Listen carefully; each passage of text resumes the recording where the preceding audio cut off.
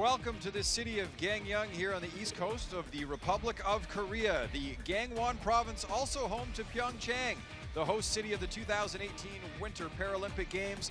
But it's here in Gangneung that the para ice hockey event will take place as we look at some of the new venues waiting for the spectators of the games to arrive. But which country will return here in March as World Para Ice Hockey Champions? Our Day 2 coverage starts now.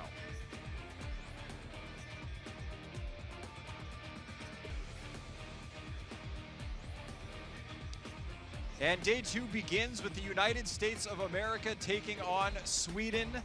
We are awaiting puck drop. The United States, the only team in this tournament that has yet to play a game. The other 6 teams all taking part in Day 1 action. I am Mike Kelly alongside Brent Pope. We begin our Day 2 coverage talking about this United States team. They have yet to play a game yet, but they certainly come in as a heavy favorite in this game against Sweden and a favorite in the tournament as well. They certainly are. They're the defending world champions. They're defending Paralympic gold medalists as well. And over the last Paralympic cycle, they've won all the major trophies there are to win in para ice hockey. So yes, they had a day off yesterday to see all 6 teams compete in the competition before they start their tournament today in Day 2. Sweden fall yesterday 2-1 against Italy. And for them, they know they're in against, it's really a David and Goliath battle here to be taking on the Americans for them in Day 2. And so the Americans, they're going to want to start quick and fast. They've got speed aplenty, and of course they're going to want to finish at the end of this tournament on the top of the podium.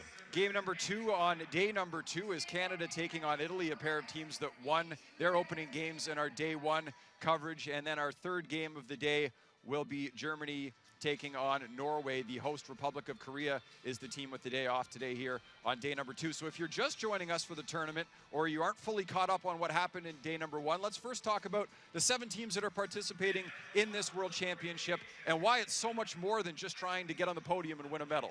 Well, Republic of Korea obviously are hosting this event, and they by right will be a part of the Paralympic Games tournament next winter here in Gangneung. It'll be right here in the Gangneung Hockey Center. But what they can do if they qualify within the top 5 positions is that they can have 2 of the teams here. Potentially at the moment, maybe it looks like it's Sweden, possibly Germany, could be a 6th or 7th place finishing team, and therefore they would have to go through and qualify later on in the year in another tournament to get here to the Paralympic tournament in a year's time. So Republic of Korea know that they're here, but they are a good team. They're a world-class team in their own right. And with the victory that they had in Day 1 over Germany in their first matchup, it sets them up well for having a good, proud performance here at home. Yeah, a lot of the teams that played yesterday, those matchups, they were teams that we're thinking are probably going to finish close to each other. So it was a very important day of games on Day number 1 to open the tournament. And again, if you're new to the sport of para ice hockey, we want to get you caught up on the type of equipment that these athletes are using and the way that they maneuver themselves around the ice as well. One thing that you'll notice very quickly, these guys can fly out there, and boy, can they shoot the puck. You'd be surprised. They are as fast as you might see in ice hockey as well. The sleds on the ice, as you see them, each of the athletes are having their own custom designed sled for their body type and their strength, their size, and you'll see them utilize that equally to protect the puck. They use both hands. They use the picks at the end of their sticks to propel themselves, and then they use the blades, as you can see, obviously to handle the puck. You'll see as well the goaltenders actually as well have some studs on the end of their gloves so they can push themselves around the ice too, because it's so difficult to man that goal. There's the money man, Steve Cash, and he is undisputably the best goaltender in the world, and we'll have a look at him for the first time today. But you'll look at the American team particularly, one of the characteristics of them is they have a lot of single and double amputee players, and one of the things you'll notice about that, their mobility on the ice and their movement is extraordinary. It will be a tough task for Sweden. Again, they are coming off a loss in Day number 1, and they have their hands full taking on the Americans, who have won 6 straight international competitions. The man tasked with trying to figure out a way to beat this stacked American team is Swedish head coach Jörgen Lundgren, and Brent caught up with him just a few moments ago. Coach, day two for Sweden, a loss yesterday to the Italian team, taking on USA today. What's your game plan taking on the defending world champions? I think to take the place of top 5, we have chances, but today it's be very, very tough. So we have special tactics for today. Is there any insight regarding those tactics playing against the United States that you're going to try to employ today? we try to have a very, very good defensive. Is it your team's first time in the Republic of Korea? Are they enjoying their stay here? We have been in Korea for a pool once before, and now we're here again, and I hope to the top 5 place. So a top 5 finish is Sweden's goal today. What would be a good score line in the hockey game today against the United States of America? Can we get our teams to hold the team together? So we see no very good chances to win today, but it's really good to play against USA, and we go out and have fun and do as best as we can today. We wish you the best of luck and thank you for your time, Coach. Thank you. Thank you. That was Jörgen Lundgren, Brent, and he had some interesting comments as well. That Sweden, you can tell they just want to get into that top 5, and they know that a victory against the United States might be a little too much to ask. Yeah, I think it is. I think realistically, in day 1 to fall 2-1 against Italy, that might be a result they look back on. Equally, when they take on Germany, when they take on Norway in this tournament as well. But against the Americans today, I think it's about managing the scoreline. Brent also had a chance to catch up with Team USA head coach Guy Gosselin a few moments ago as well. Okay, Coach, it's day 2, but it's the first game for the United States today against Sweden. Is it your first time in Korea? No, it's our second time. I've been over in 2011, I think it was, and we play in the World Championships over here, so we're used to that long flight. It's the first game, as we say, defending gold medal world champions, the United States of America. What will we expect to see today in your lineup and the way your team plays? Well, I think we're going to try to go out and play with some tempo today. We got over just a couple days ago, so we've had a couple practices under our belt. The guys are still acclimating, but we're going to try to go out and play with some tempo. When we look at Team Sweden today, are there a couple things that you'll be looking at to address as far as players on their team or the way you want to play against them? Well, I think the game's going to evolve a little bit here. We just have to go out and play our game and not overreact or chase. We've got a fast team. We're going to try to use our speed today. So as you can see from the Americans as they talk ahead of their first game, they're all business as they come here to the Republic of Korea.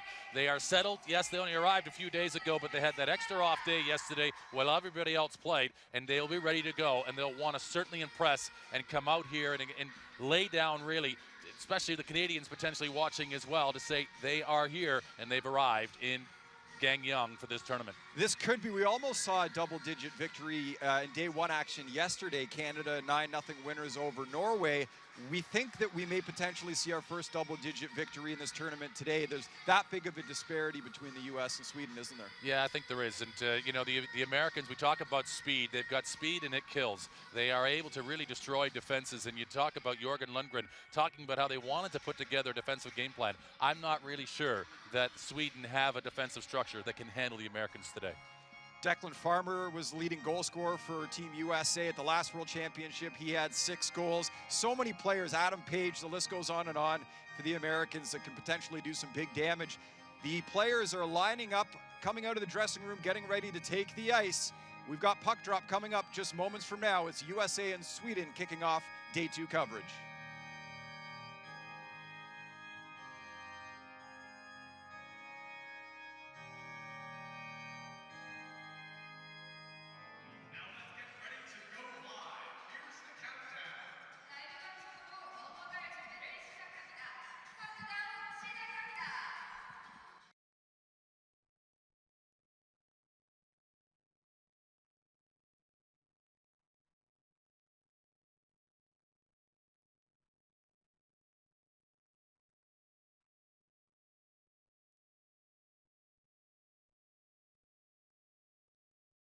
Welcome back. Game 1 of day 2 coverage. It is the United States of America taking on Sweden. The United States, the only team that did not take part in day 1 action. Sweden, 2-1 losers to Italy, and they leaned heavily on Nicholas Ingvarsson, the defenseman who was playing forward actually in this game for Sweden. We take a look at the officials. For this game, the Austrian Chris Nikolic is our referee. Linesman Matthew Fergenbaum of Canada and David Nothiger from Austria. The teams are taking the ice now, and as we talk about the defensive effort that will be required from Sweden in this game to have any chance of keeping this one close, Nicholas Ingvarsson has been moved up to forward, but he's a player that really gets up and down the ice well, plays a good 200-foot game, doesn't he? Yeah, he certainly does, and he's a guy actually with the assist that he made on the goal yesterday for Sweden, their only goal to Per Kasberg. It was an incredible play. I think really surprised all of us, even up here and in the arena, just watching and how that was serviced across the Per Kasberg. Those two guys, when they play together, they are relied upon to provide the offense, and the offense for Sweden, well, it's hard to come by, and it will be challenged again as we talk about this game plan up against the Americans. But we'll see just what is in offer, and that's why yesterday's game, particularly for Sweden, when they took on Italy, they'll really feel a little bit maybe hard done by to come away with nothing from that game. If there is a player to key on for Team Sweden, we know that it was Per Kasberg scoring the lone goal. He was the player of the game for them in game one. Is that your player to watch? I would say so. He had the speed. I think mostly that he was going to be the guy that those two together. And we also saw an incredible performance in goal, didn't we, from Ulf Nielsen? And we were surprised that he didn't get player of the game. And he really was able to soak up a lot of the shots coming in from the Italians because they outshot Sweden 3-1 yesterday. But that's their lineup. It's Per Kasberg up front, along with Ingvarsson, are the ones that you're really going to notice for Sweden, trying to muster up some of their offensive thrust. And now this for the United States of America, well, where do you start? The money man in goal, number 34, Steve Cash. He's won all the medals there are to win in the sport. Guy Goslin now in charge of this program. And as you look right through the lineup, it's Nico Landeros, number 15, Joshua Pauls, number 27, and all the way through the lineup from Brody Roybal, Noya Grave is new to the lineup as well. We mentioned Declan Farmer, 6 goals, led the United States in scoring and goal scoring in the 2015 World Championship. He actually tied a USA record with those 6 goals, and they have so many guys that can contribute. Josh Pauls defensively, 73 points in 109 career games for USA. America obviously playing with heavy hearts after longtime coach Jeff Sauer passed away this past February, just a couple of months ago, as we direct your attention to the in-screen scoreboard for a video tribute.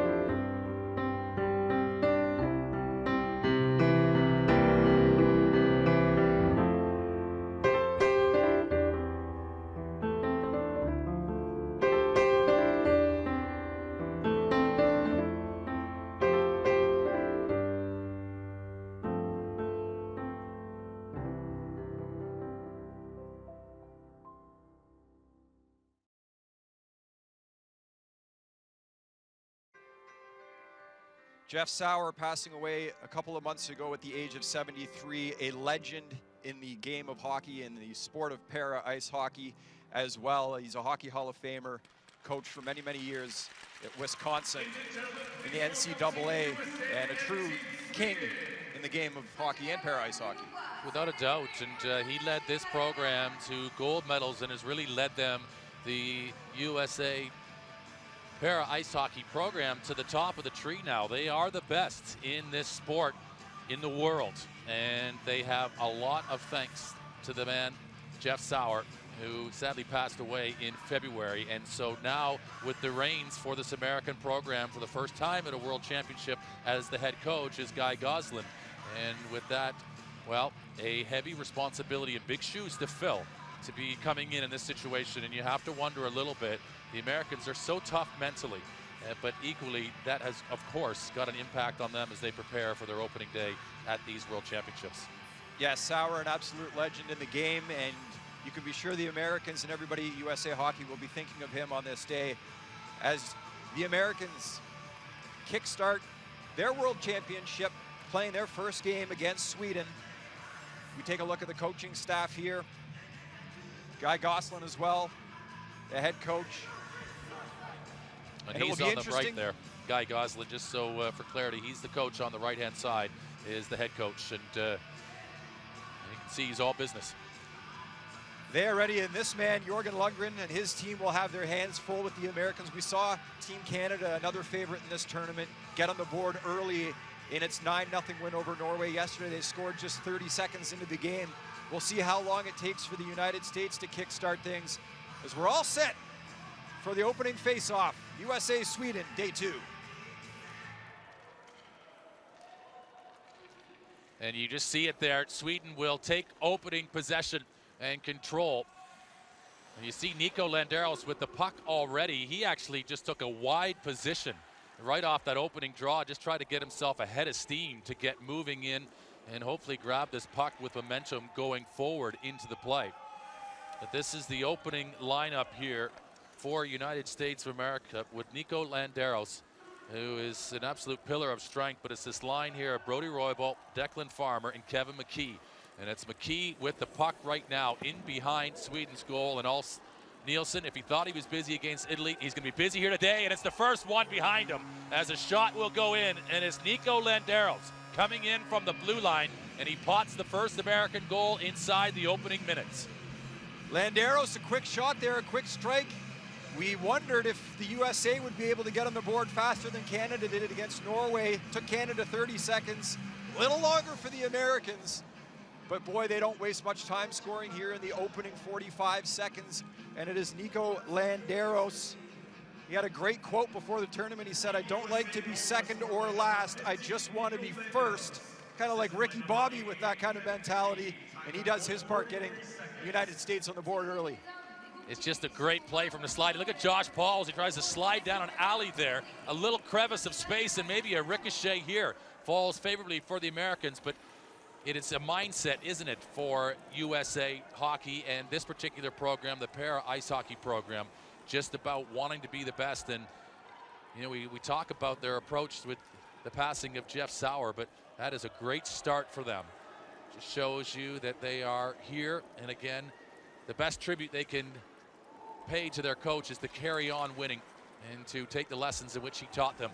And I think he taught them as much about being good men as he did good players, did Jeff Sauer. But this is now Sweden just trying to get the puck clear of their zone and to get a little bit of respite from what will be a long day at the office in their own defensive zone. Here's Pauls. He's got daylight and the parting of the Red Sea for a little bit. Ulf Nielsen sees him off the short side.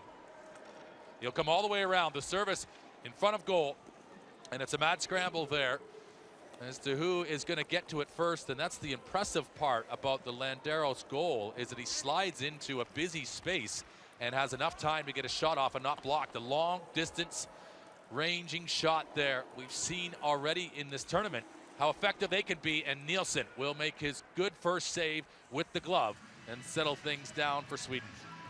Well, we touched a little bit on how busy Nilsson was in that first game against Italy, and he was a real pillar of strength for the Swedish team, and a huge reason why it ended up only being a 2-1 score. It could have easily been 4 or 5-1 in that hockey game. So we take another look at the Landeros goal, but if Nilsson thought he had his hands full yesterday, better get ready for the vulcanized rubber that will be flying at him in this game as the United States continuing to apply some pressure here in the opening couple minutes. And you don't have to invite the Americans to shoot either. Right off the face-off, they'll take any opportunity. If they've got some daylight, they don't try to be overly cute. They play a very purposeful brand of para ice hockey.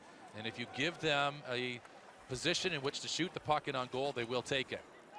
As they are in the corner, and Sweden not attempting to go and get them. They're going to leave them on the outside. It is going to pack that slot area and make it difficult for the United States to break them down internally. Good shot, but a better blocker save from Nielsen on that one. We heard the Norwegian coach before the game against Canada talking about how they were going to play a man-to-man system. The problem with that is once one man gets beat, it all breaks down, and we saw a lot of that in that game. It looks like the Swedes playing more of a zone here in the defensive end, as you mentioned, trying to clog up the middle of the ice and eliminate those quality opportunities from in front of the net as a weak shot trickles in to Nilsson, who covers up with 11:54 to go here in the first period. And it was Jack Wallace, as the D-man came up in the play, and he was looking to receive it. And a lot of these players, most of them are right-hand dominant, and so that is their preferred shooting hand. They can shoot generally well with both hands, but they will have a preferred hand of strength. And I think there, in that instance, Wallace gets it on probably his weaker side and wasn't quite in a position to shoot it. But importantly for Sweden, it's a face-off, and of course now an opportunity to get some new energy out onto the ice. But it is another face-off win for the United States. And as they've now rolled in and rolled through 3 lines already, this is Roybal, who will go to the left-hand shot. He goes wide across the face of goal. And this, the captain will just drop it down into a position, and they rotate so well. Their anticipation, but as much as that, you really just have to give full credit to the American. Their speed, their team speed is undoubtedly the best in the world. They have balance, and everybody can turn. Watch that on a dime as he just turns, backside play. The Americans, I'm not sure how they didn't score there, as it looked to be available and an open side, but Nielsen just does enough to just stay on the blue line, and McKee wasn't able to catch that one in as Pauls drops it off to McKee again, and a glove save from Nielsen as they are starting to come thick and fast from the United States on the Swedish goal. Well, the problem when you do play that zone type of defense in front of the net and you clog up the middle is that it's tough to get the puck out when it goes around the boards. In the United States, controlling the board battles there, Declan Farmer had a phenomenal opportunity as well. It is 1-0 USA with 10:55 to go in the first period.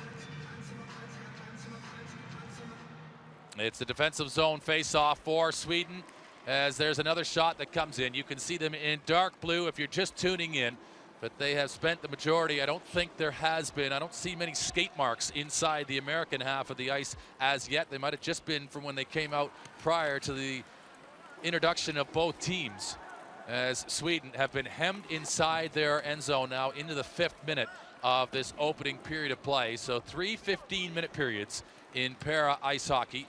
And this is the Gangneung Hockey Center from the Republic of Korea for the Para Ice Hockey World Championships. So Sweden will just try to give themselves some respite and just punch that puck down the ice, but it will go for icing. And really all it is just a breather for the same 5 players who will stay out on the ice and compete against this relentless American attack. You just saw for a couple of seconds on your screen Steve Cash, the goaltender for the United States of America. Enjoy the camera time that he gets, because it might be few and far between in this game with how much of it is being played in the Swedish zone.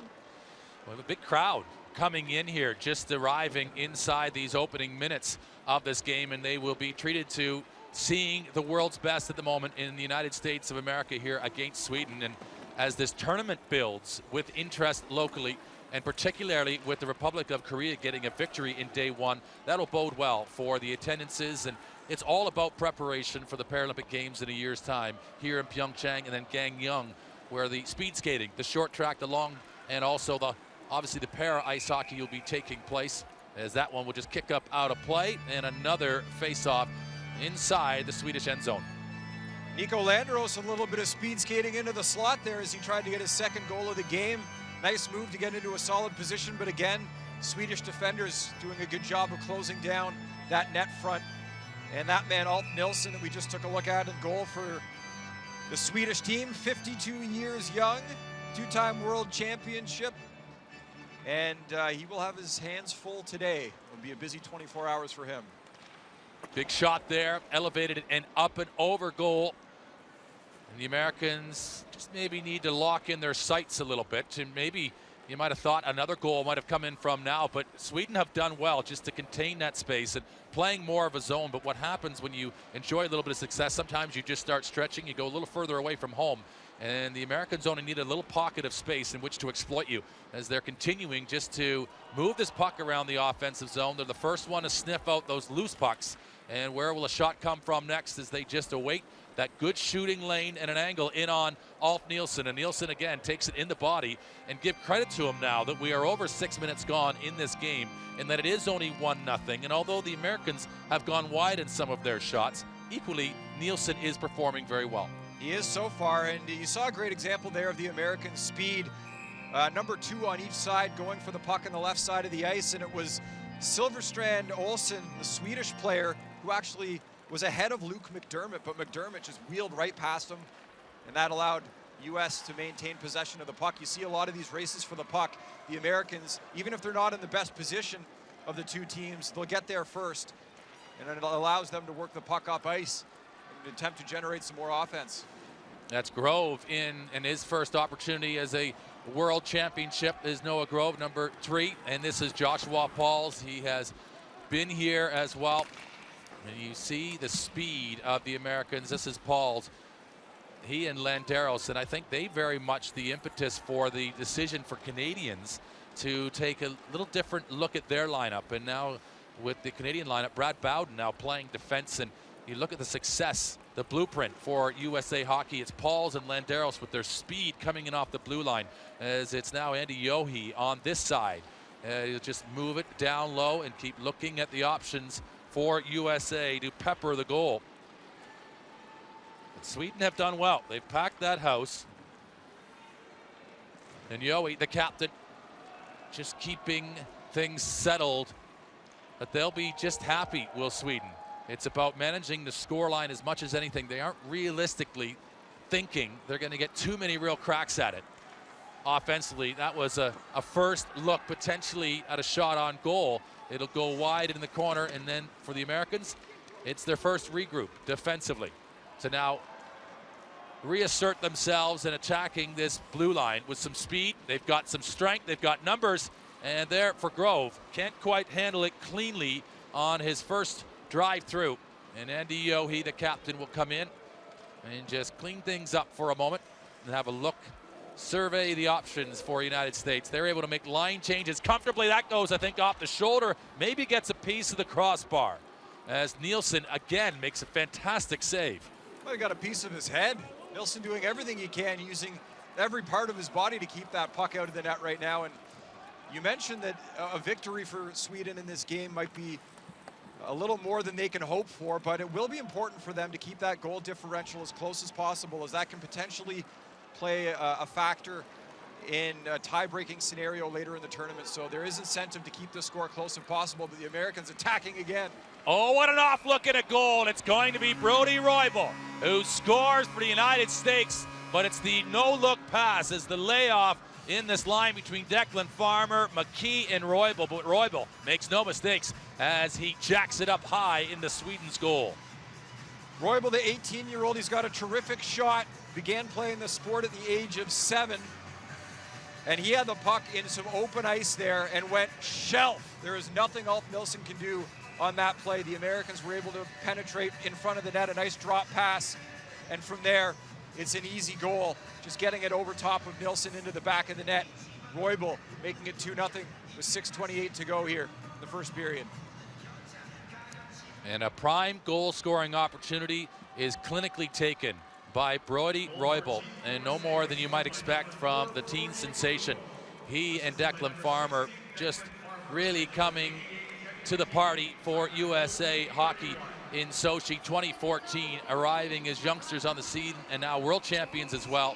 And now a second crack at returning to be world champions. We got a penalty here. It looks as though it's coming up against Landeros, potentially an interference call, as the Austrian official has made that indication, and it is now Nico Landeros coming across to serve the penalty. And we look back at the goal from Roybal from that sort of range and that proximity, and with the space to elevate the puck, really Nielsen rather, has no chance to make that save. Well, Swedes get set for a power play here. Finally, they're in the attacking zone, and the power play for them, they had a couple of opportunities back-to-back in the third period of a one-goal game yesterday against Italy. They couldn't generate any kind of offense. In fact, the Italians, every time Sweden had a power play in that game, they were the ones getting the better opportunities. It was a really disjointed power play, and I think one of the issues was a lot of stagnant play. These players were not moving around the ice when they didn't have the puck, and they were losing races to the puck as a result. So we'll see if they can move around a little more, try to set something up here and get on the board against the Americans. So Sweden with their first bit of offensive control in this hockey game, as we are coming towards the final third of this first period of play, and you see a healthy amount of time still remaining on the power play as they just work to try to retain possession. And that's a good central feed, but unfortunately there is no Swedish defenseman in which to retrieve it, and they'll have to go all the way back in their own zone. And immediately Declan Farmer and Brody Roybal, like bees to honey, have attracted themselves to the puck and to the Swedish players trying to break it out of their own zone, and they've turned it over. Declan Farmer, he's got Roybal in a position in front. He just gets enough of it, but what a save from Nielsen. It looked as though he was just sliding away from that puck, and he just pokes it away from his line in the nick of time. The momentum was taking them to the other side of the net, but a great play there by Nielsen to get a stick across, keep the puck out. You see Farmer able to control the puck with Roybal now. Even though the Americans are shorthanded, so dominant possessing the puck and so dominant with their speed, it's tough for Sweden to get that puck back and try to create any type of offense, although they'll have an opportunity here to win a battle, but back into the Swedish zone it goes. Well, for the Americans, it's almost an offensive playground. The license to thrill a little bit on the penalty kill and to skate with a little bit more freedom and opportunity, and you see it with Roybal and Declan Farmer as they come out here and almost exploit this Swedish power play with a shorthanded goal. And they really just show you what they can do. If given a little bit of extra freedom on the ice, they can outskate anybody in this tournament, and particularly as a tandem, they've got a great sense of anticipation for each other's movement on the ice. Another look we just had at the desperation save by Nilsson. And the Americans now 30 seconds left on the Swedish power play, but they get another opportunity. Nilsson is there to make the save. And we can't compliment enough the growing crowd inside Gangneung Hockey Center. As from our vantage point here, we just see the crowds pouring in through the foyer on the main concourse level, and it's excellent to see. And of course, they love high-level sport. They love their own team who played in day one. They get a day off today. But of course, this is the prime opportunity to see the best of the sport with the Americans playing. And look at Nielsen again with the full extension of the right arm. Gets down, and he has just found enough strength in the nick of time. And as he makes that save, and I'm not sure that he didn't know he didn't have it, as it just ricocheted into the corner. As this Sweden hemmed against their own boards again, and they have been unable to get out and back to even strength as Landeros is set free from the penalty box. And now Josh Pauls will just give an extra wave of dimension to this offense, this machine for the United States. Adam Page from the outside, and that's kept within range, and maybe here for Sweden a chance, as it's a well-weighted puck that could be waved off for icing, and they can get at least a line change to get some new energy out on the ice. And that's a smart play, not to panic and to make sure that they get clearance enough that they can get new players out on the ice. And all five have been replaced, as Paul Schaus will just deflect that one deep and into the zone. And for Sweden, they've done well here just to manage and keep away from the Americans, and with a little more purpose, lobbing it forward and trying to get up and under that one. But Andy Yohe to the wide side. for Page. Page will shoot. The Buffalo Sabre para ice hockey in that region gets the last shot in on Nielsen. And we will break for a moment as the Americans are 2-0 up over Sweden in their first day of play at these World Championships.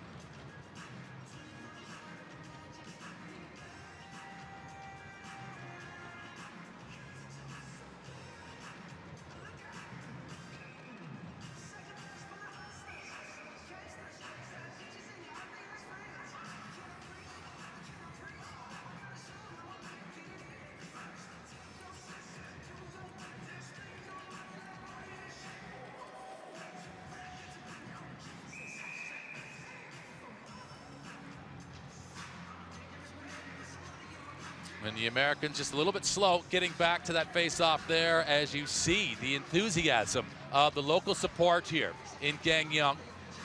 Twin Cities with Pyeongchang, about 45 minutes away. And this is the coastal region where the para ice hockey will be taking place in just under a year's time, as the Americans, inside of 3 minutes remaining in this first period, enjoying the 2-0 lead. And Ulf Nielsen certainly doing his part. The half-century man, plus 2 years, 52 years of age, getting the job done. And he has been the busiest player, you would say, of any of these in the tournament so far in the first 2 days, as this is being scooped up like a lacrosse play for Landeros, and he's tried to make it twice. And you see that he's a right-handed dominant player. He just kind of scoops it up there onto his forehand, and almost like a highlight player could have really just thrusted that into the net. You watch it here as he picks it up, and he gets enough of it. It's on his stick blade. Maybe that's just as he's come around, that's the second attempt rather, but that's what he was trying to do.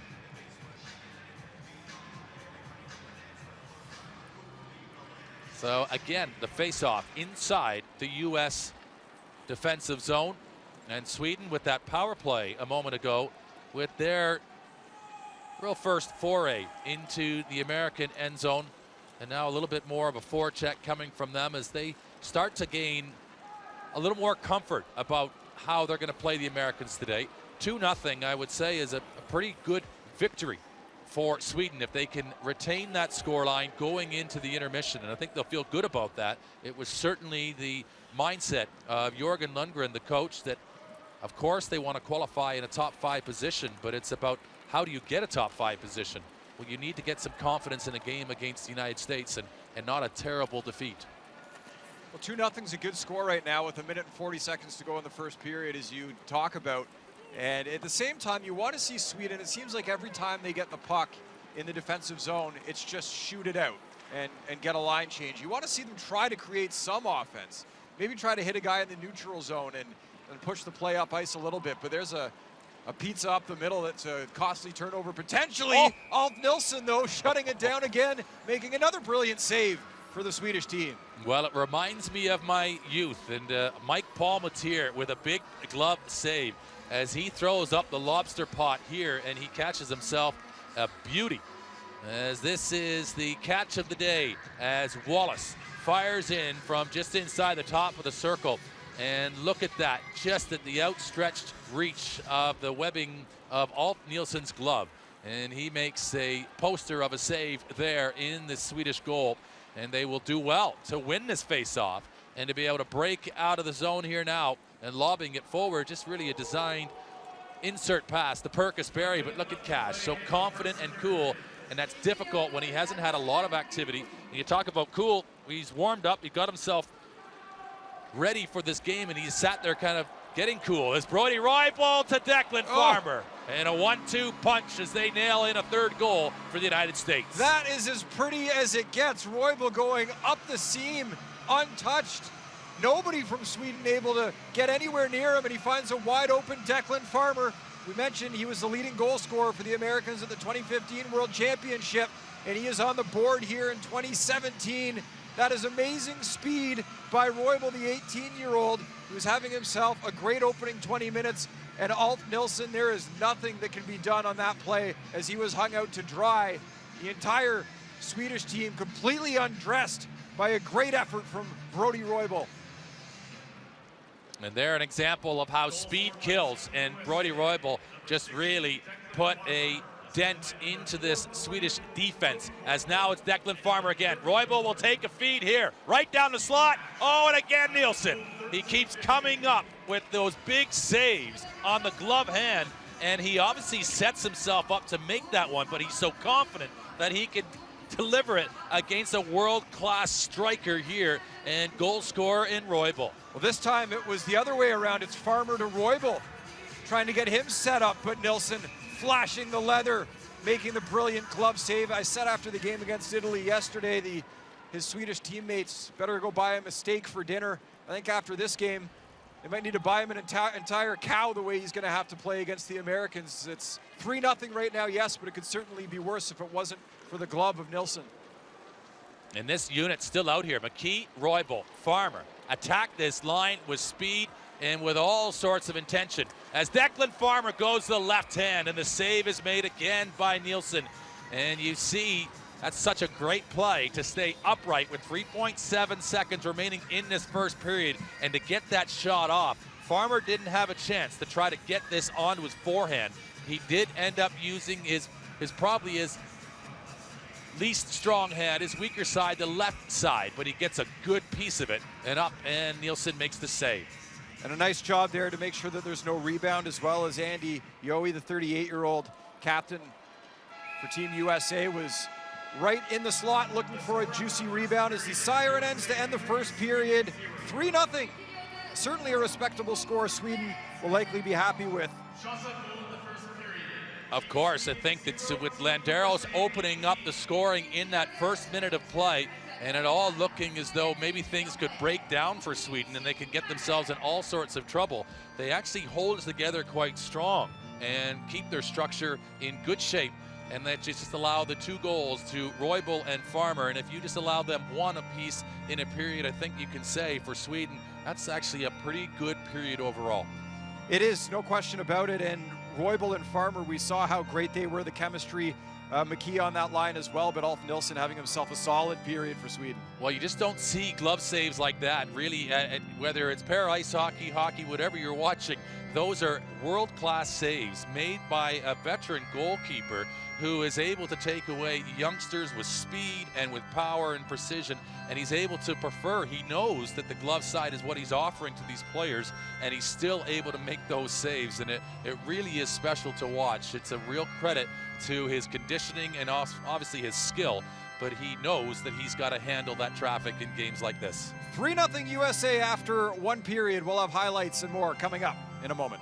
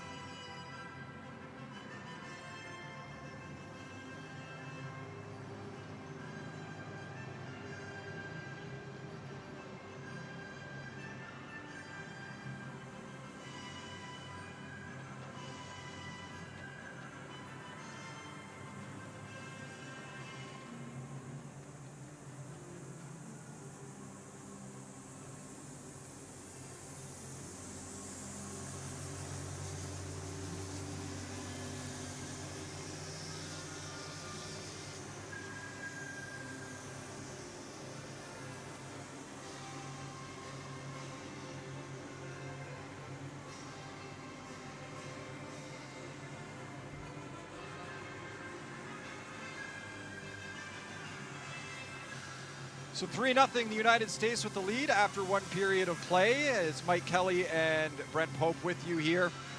It was interesting to see the Americans' top line, how dominant they were in that period, Roybal and McKee and company. But for Sweden, their top line, which features Per Kasperi and Ingvarsson as well, they were very good against the Italian team. You really didn't notice them at all. No, they didn't really get a lot of offense, did they? They did get the one power play, Sweden, in that period to be able to give themselves a chance to be able to muster some offense, but for the most it was about soaking up the pressure. So we'll have a chance here now. We'll look at some of the highlights of that first period, and we'll go through just the action that we did see. Most of it was in Sweden's defensive zone. No question, it didn't take the Americans long to get on the board. They score in the opening 45 seconds, and it was Nico Landeros finding some space in the slot, able to beat Nilsson. Didn't have much of a chance on that one, as it's a prime scoring location for Nico Landeros, and he doesn't miss very often from there. Well, he goes off the post too, and he gets into a real tight space there, and he finds enough room and time. And you see this play coming out, that is Roybal, and then there's Landeros, who comes in, McKee on that lineup as well. But they're just so tenacious, and they just really show no mercy on the defense. They just seem to always have options, and they seem to be in a good position in which to recover the puck, and that's what makes it so difficult to defend against. Just when you think you're in good position, they're always finding another way in which to attack you. They managed to put 3 in the back of the net, but as we talk about, Ulf Nilsson, a huge reason why this score didn't get a little more out of control, as the Americans had a lot of great opportunities. We saw Sweden playing a bit of a zone defense to start the game, able to keep the Americans out of the middle of the ice, but that seemed to break down more and more as the period went on, and you saw the speed of the Americans start to take over. Brody Roybal going top corner as well. Just a brilliant goal there. With that kind of space and that kind of location, Roybal, not too many times is he not going to put the puck in the back of the net. Well, where he goes with that one, he goes up over the shoulder, doesn't he? As they've gone to the far side of the body with the glove hand, Nielsen's been able to make that save, but they put it between his head and his glove hand over the shoulder, and Nielsen isn't quick enough to be able to get that hand back towards him. But what a save there he makes. That poke check as he's fading away, his momentum dragging him away from making that save. He really did make a number. That one too, outstretched the other way, as he was in position, maybe a little bit prone, but able to recover and able just to keep the puck to the outside. You just can't compliment him enough individually for what he did defensively for Sweden in that opening period.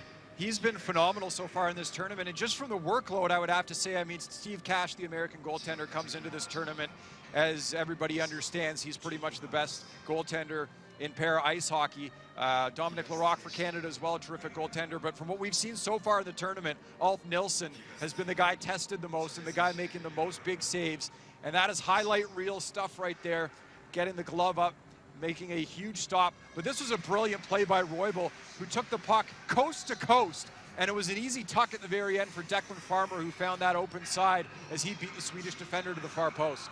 And there it is. That's the final goal of the period, the 3-0 goal at 14-11 inside the last minute. And that 2-on-0 dynamic between Roybal and Declan Farmer, you're going to see that for a generation in this program for USA Hockey. That was another opportunity there where they switched things up, and it was Farmer getting the puck to Roybal. But guess what? The big glove of Ulf Nilsson was there again to make a save, and a nice play here towards the end of the period with about 4 seconds left to trap the puck against his body and make sure there wasn't another rebound. So we're pretty sure that Ulf Nilsson will be tested early and often again in the second period. He's 52 years young, and he's certainly had a heavy workload so far, taking on the Italians on day one, and now a tough American team in day two. But really a victory in a small sense for Sweden, just being able to keep that score down to 3-0. Well, of course it is, and I think, I asked ahead of the game of Jörgen Lundgren what he really thought a scoreline would be today that would be a victory.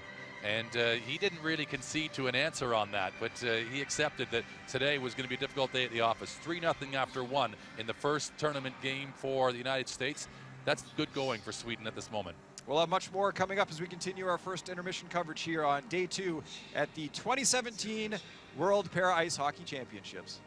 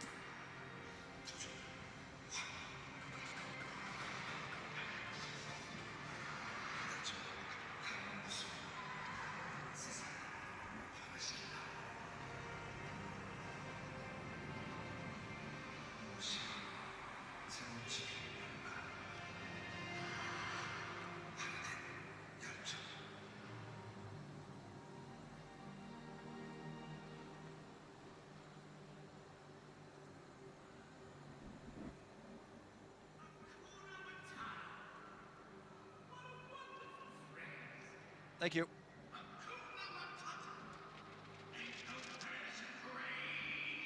Cold in here today.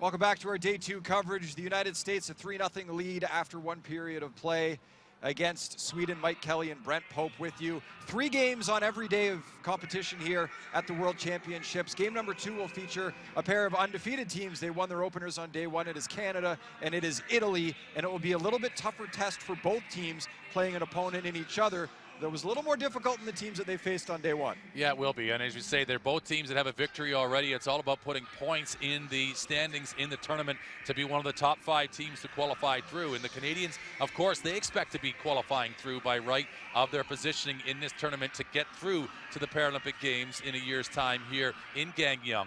But for the Italians, it's still a little bit more of a question mark for them. So they know that a game against the Canadians is a tall test indeed, but they, like Sweden right now against the United States, they're going to want to keep it tight. They're going to want to keep that scoreline respectable, because it might come down to goals for and against as we go through these stages for final placement as we come to that classification game for 5th and 6th place. Sandro Caligaris was terrific for the Italians in day 1, and he'll have to have a strong game along with several others if Italy wants to compete with Team Canada. Certainly a stacked roster for the Canadians as usual. Our final game of the day is Germany facing Norway, and Norway was on the losing end of 9-0 score against Canada. What do you expect from the Germany-Norway game? Well, Germany, with the defeat to the Republic of Korea in the opening day, they really have to be able to impress here and possibly get something from this hockey game. They're going to obviously take on Sweden later on in the tournament, and they're going to take on Norway as well. I think they can see that realistically against the United States and Canada, they're not going to get any points. So without getting anything against Republic of Korea, Germany have to have an excellent hockey game and try to at least maybe push it to extra time or get a full-time result against Norway. And that's quite a tall order. Although they did beat Norway recently, you just wonder whether or not that German team, although they played well in spells against the Republic of Korea yesterday, they were the better team. They just didn't get anything from that hockey game, and that's the painful bit. Plenty more to come as we continue our first intermission coverage here. 3-0 USA after 1.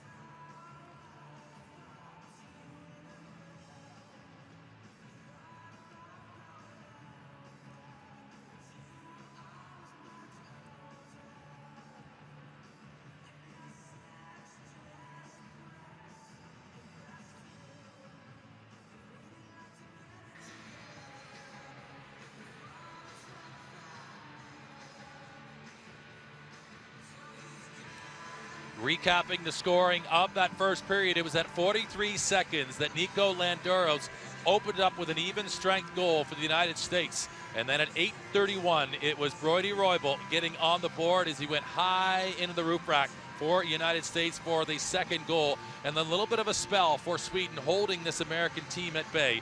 But they do score in the last minute as well, that first period, as Brodie Roybal and Farmer link up for Farmer to score his first goal of this tournament. And it's third one on the board for the United States as we are set and ready to go in the second period. These World Championships in Gangneung in the Republic of Korea. Shots were 20-0 for the United States in the first period. Ice a little bit tilted. Sweden will look to try to generate some offense here in the second period, as you can't expect Ulf Nilsson to make 17 saves a period.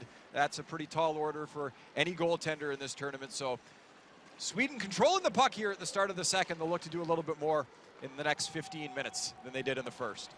It was Ingvarsson, really, I think, for one of the first times that we've called his name today, who had that puck just for a glimpse off of that central or neutral zone face-off. But this, again, it's the United States with Roybal in this opening line of Farmer, Roybal, and McKee are a dangerous trio on the ice every single time, and they are getting the lion's share of ice time in this hockey game so far. Roybal out there for 5 minutes and 24, but it's Andy Yohe, the captain, who leads the way for the United States with 8 minutes and 28 seconds of ice time.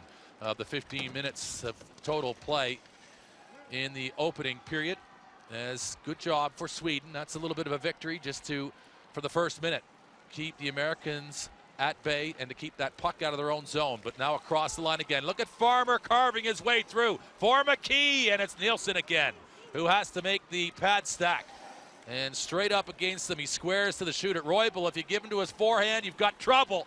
And good blocking effort in front as the Swedish defense collapse in time. And just now, this is Roybal finding a seam, trying to get to the slot, backside to McKee, and it's a hot pass. He can't quite control it as quickly as he needed to. There's a nice crowd in hand here at the Gangneung Hockey Center. The best we've seen so far in day 2 of these championships. As this to the outside of Nilsson, comes cross-body with the glove save again. And that is the best thing that he has to offer, is that glove save. And most importantly, not only is it dramatic looking, but he controls the rebounds. It's another great glove save by Ulf Nilsson. As you see the speed of the Americans here, cutting right through the middle of the ice is Declan Farmer, the elite goal scorer for Team USA, giving himself a great opportunity, some nice stick handling as well, and he can shoot the puck. But there is that glove of Nilsson, who's able to knock the puck down and scoop up a rebound before anyone can jump on it, keeping this a 3-0 score.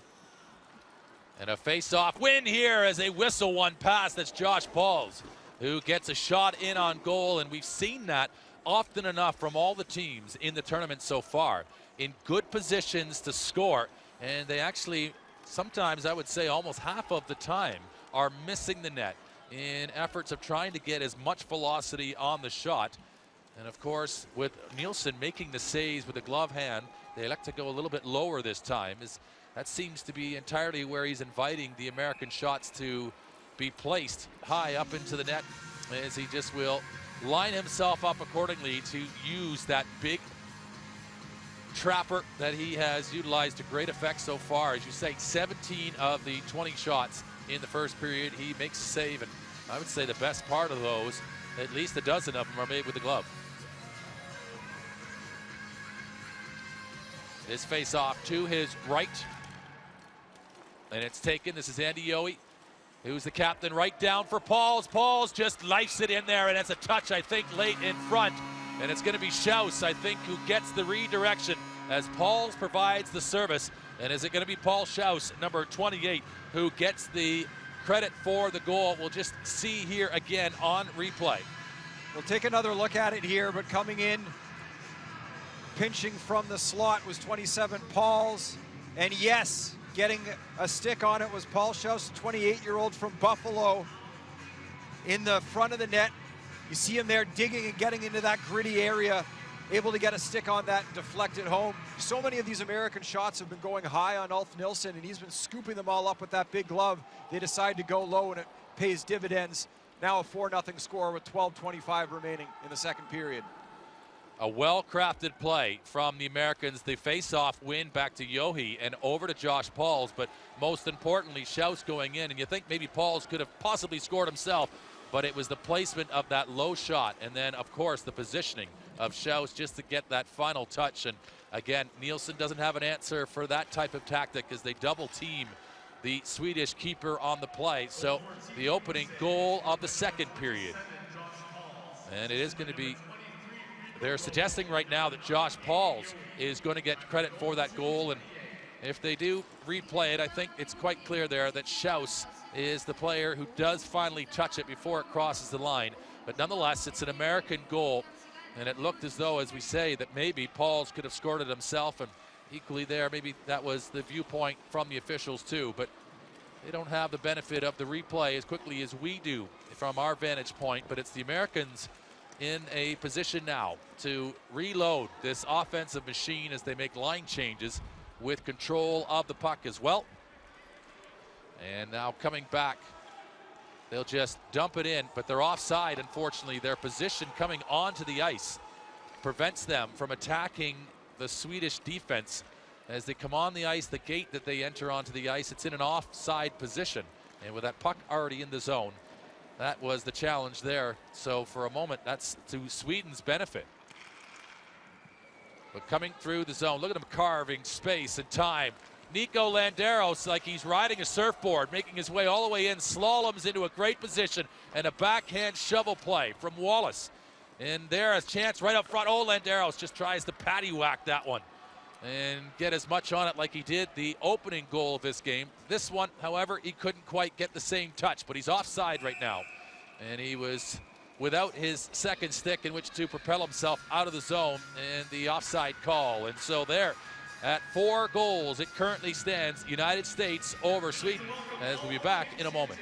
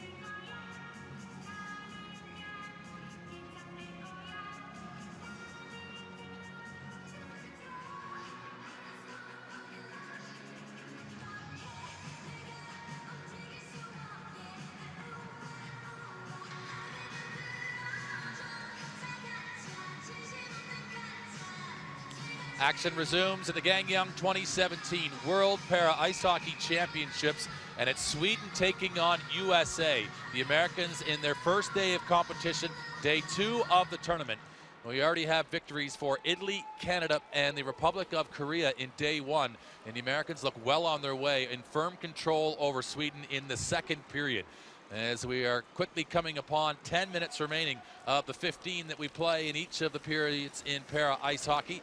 From the outside, the shot can't come in. Sweden have done well playing a zone defense, just trying to keep this American relentless attack at the outside on the perimeter of the offensive zone. But this for Wallace, a lifted play out front to trying to get to McDermott. And Wallace just tidies up his own good work.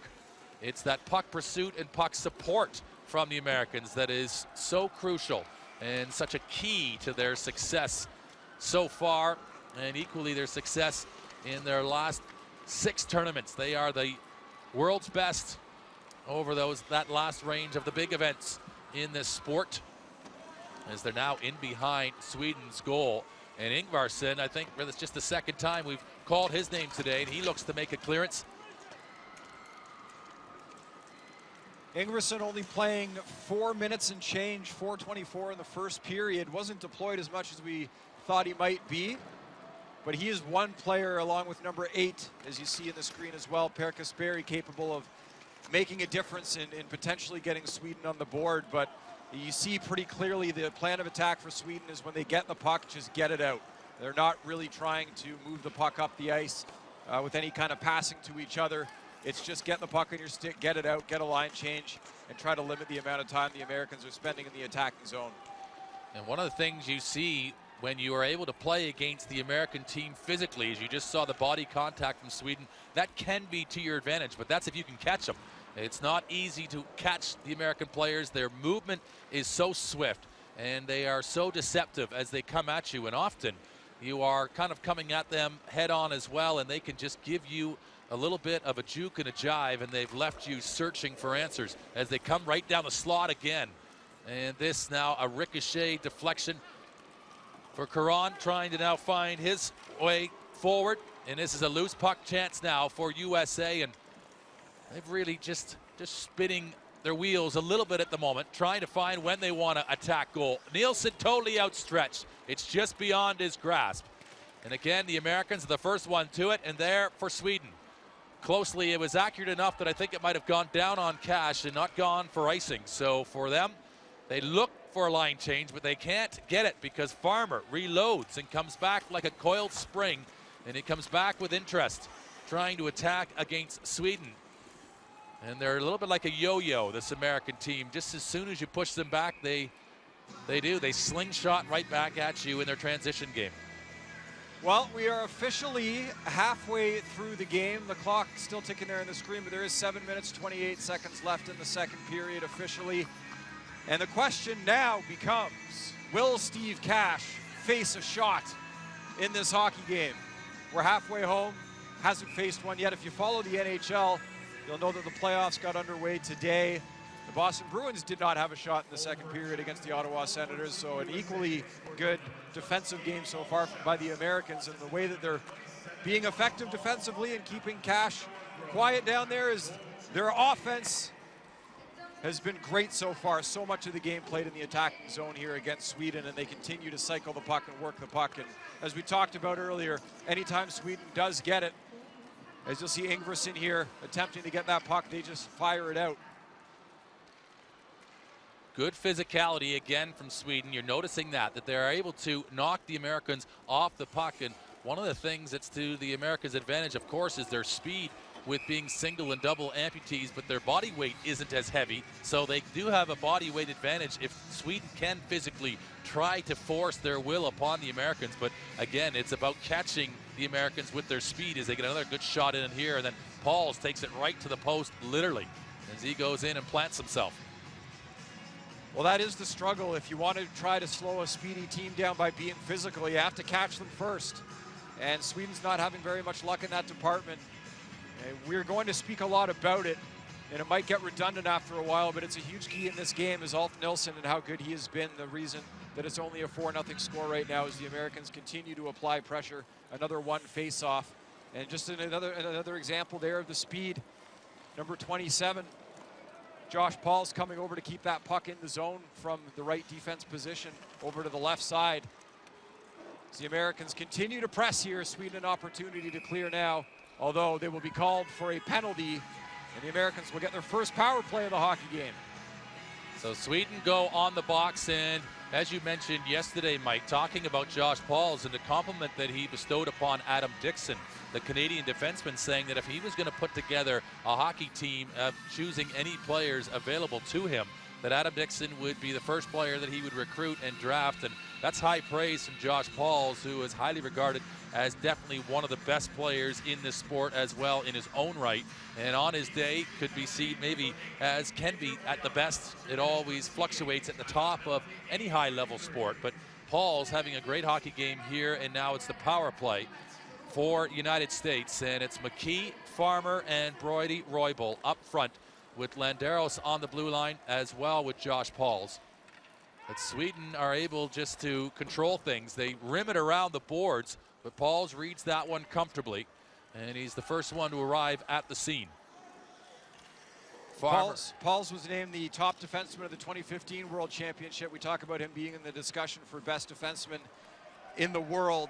And Canada, as you touched on yesterday, Brent, moved Brad Bowden back to the defense position as well to try to get some more speed back there. Adam Dixon, a brilliant defenseman also. So several top flight defensemen in this tournament, but coming into it, it's Josh Pauls who is the reigning defenseman of the World Championship, and a great effort here. Ulf Nilsson, you've got to be kidding me, making a huge sprawling save on a breakaway. And he is the magic man in goal for Sweden right now as Broide Roybal drives down Main Street, and there is no traffic. And there's not a red light to be found anywhere, as it's a full green in on top of Ulf Nilsson. And he can go any which direction he wants to. He elects to go back to the left hand, and he just couldn't get the elevation in time as Nilsson denies him with another sprawling, sensational save. And he is definitely putting himself forward as the player of the game for Sweden. I'm not sure how you could pick anybody else at this stage. Well, the only reason somebody else was picked in the last game is because Sweden managed to score a goal, and they gave the player of the game to Per Kasperi, who did have a brilliant game. But in your opinion and mine, we all thought that Ulf Nilsson should get the award, or at the very least, maybe Kasperi could cut it in half. There's another save here by Nilsson.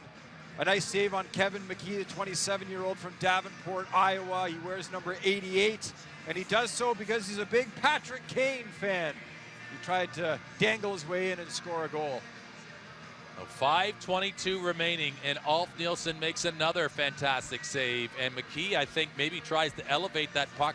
Maybe doesn't quite get the shot off that he wants, but equally, it's just as tricky for the goaltenders to make the saves low to the ice, as it can go through their equipment, and that could have equally been a problem. But what Nilsson has been so good at today is he's been able to control those rebounds and not allow the Americans to get the second opportunities, which generally are the most difficult to defend. As this is going to be Landeros low on the power play, in behind the goal. He'll set things up from Gretzky's office, but he'll rotate around, and it will be just shoveled now down the length of the ice. And of course, Sweden with the penalty kill can play it, but it doesn't go the full distance anyhow. But Landeros with speed. Sweden will wait for them in the neutral zone. They don't elect to push forward. They're not going to waste their energy. They're just going to try to pack this defensive zone with as much shape as possible and keep the Americans on the outside. That's been their game plan now throughout the entirety. This is Pauls out front, a give and a go. Nielsen with the pad stack comes across and denies Pauls that little bit of extra movement he needed to get around and put it in the backside. And now Sweden back to 5 against 5 as we are inside the last 5 minutes comfortably of this second period, and it's just the one goal. Nielsen, another one. He gets the glove up, but he doesn't control it. And the Americans are able to make line changes. Sweden still the same 5 on the ice since the penalty kill, working just to try to get a whistle here or to clear their zone. The offload, Roybal working with McKee. In and out. McKee's had a few chances, and look at this save again from Nielsen. Against the body, being controlled, and that is not to be underestimated as well. To control that against the body and to keep it from being available to the Americans.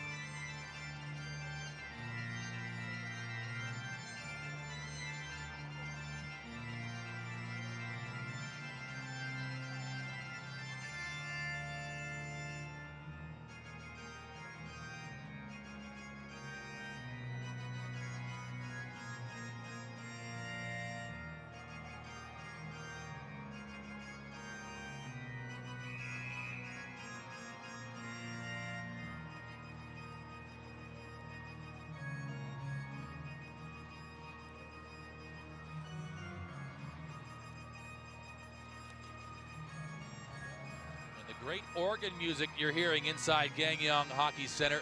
It's live and authentic, and great hockey atmosphere here at the Gangneung 2017 Para Ice Hockey Tournament in the Republic of Korea. United States 4-0 up over Sweden, and they have done an incredible job, Sweden, in the second period to be able to control the Americans, who scored 3 in the first, and you might have thought they were going to roll out at least another 3 spot in the second period, maybe more.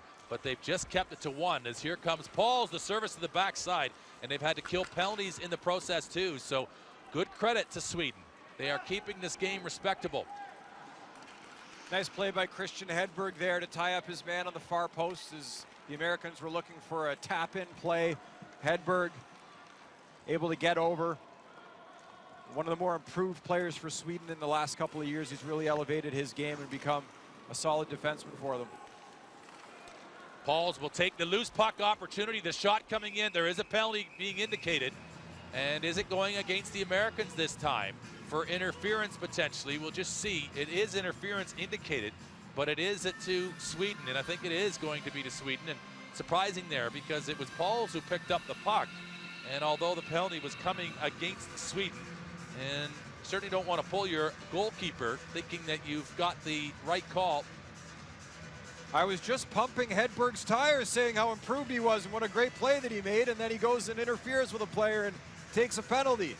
Either way, the Americans will have a 2-minute man advantage here, and you've seen the way they've controlled the game at 5-on-5. They certainly don't need a one-man advantage to do that, but they will have one and an opportunity to put up a 5th goal in this game. So this a chance for the Americans. They don't need invitations, of course, to score goals. They are very capable of doing that 5-on-5 against any opponent. But this for Pauls in a position. Elevated up, it ricochets over the crossbar. Nielsen sees that safely to the corner for a moment. Paul Schaus with the attempt. And you're seeing an interesting alignment here from Sweden. They may have found a little bit of a chink in the armor of the Americans' offensive machine as they have been able to contain them. And even on these penalty kills, a growing confidence, of course, coming for Sweden too. As a little bit of an unknown until you get into a tournament, as much as the Americans are the reigning world champions and the reigning Paralympic gold medal winners. Right now, they're performing well, but I'm sure they would love to get more return from the opportunities they've been presented. Nielsen has it underneath them. It's a scramble in front in the blue paint, and the referee right on top of it, the Austrian Nikolic, makes sure to call the whistle, and Nielsen has got it within his grasp again. Well, some nice structure there by Sweden with the box on the penalty kill, keeping the American players to the outside and then getting fairly aggressive up at the top of the blue line and able to get the puck out of the zone. Scramble here in front of Alt Nilsson. The puck, you see it right at his pad area, and then a whole bunch of bodies come piling in. The referee loses sight of it and blows the whistle. Just over a minute left to go here in the power play, but a really good first minute of penalty killing there by Sweden. Offloaded and a quick design play off the face-off, and they do that very well, do the United States. They have momentum and they will advance it quickly, and you need to be sharp as the defensive unit against them. But they are now reloaded up again, and with just over 40 seconds going in the power play, Farmer will take a shot from there. It goes off the pipe, and it just goes low and past, and a spinning move here from Roybal just avoids the Swedish defense for a moment. They try to pick the pocket of Landeros, and a rotation out of the corner here. A little bit of a Russian cycle as double loops doesn't lead to a shot on goal though for the USA, as the puck is cleared and back will be Pauls at his own goal line a long ways. It's a long change for Sweden in the second period. They managed to get a couple of players off at the last seconds of this penalty kill as USA come across the line again with speed. They're wide, they've got a backside play, but it's not an accurate enough pass for Roybal to get, and back to the ice is Hedberg. It's 5-on-5, and again, another great penalty kill, and what a save again as Nielsen just punches that one out with a glove. Nilsson getting just enough of that big trapper on that shot to punch it out to the left side of the ice, and back to 5-on-5, but it is still the Americans. McKee in the corner controlling the puck as Sweden launches it up over the glass. The referee indicating it did touch the glass before it went into the mesh, so no delay of game penalty. 41.9 to go here in period number 2. You see the nice glove save by Nilsson. It is a dynamic, a wonderful save, and he has been making them all day, and we sound and we feel like we're repeating ourselves, but it's simply because of the amount of times, the repetition, the volume of shots that have come in on Nielsen today, and of course, the degree of, well, the saves that he's making, and he's executing them with great consistency, and you're starting to see a team in front of him getting more confident as well, I think, defensively, that they know that the last line of defense from Nielsen is going to be there, that maybe they can take a chance and be a little bit more aggressive to push on these American forwards. But that won't go for icing. And now inside of 30 seconds remaining in the second period, this is a huge victory for Sweden if they can retain this scoreline. Well, you can see every time the Swedes do get possession of the puck, they're just happy to dump it out down the ice. So they're not looking to create offense. They're not looking to score goals. You can tell that the mindset coming into this game was, we know we're not going to beat the American team. Let's try to keep the score respectable. They're doing just that. Problem is they're not going to end up with any goals playing that type of hockey, but at the very least, they'll keep the score close as it sits at 4-0 after 2. And what a period it was. It was just the one goal only to Paul Schaus that was recorded in that second period. And the Sweden team, with the guidance of their veteran goalkeeper, who's still in goal there with his helmet off, taking a breather before the teams will now make their way to the respective dressing rooms. What a performance from Sweden. And I would say right now they are certainly kind of raising the eyebrows of the Canadian coach who's here to our right. Ken Babby has got to be watching this with great interest. 4-0, the United States leads after 2. Back with more in a moment.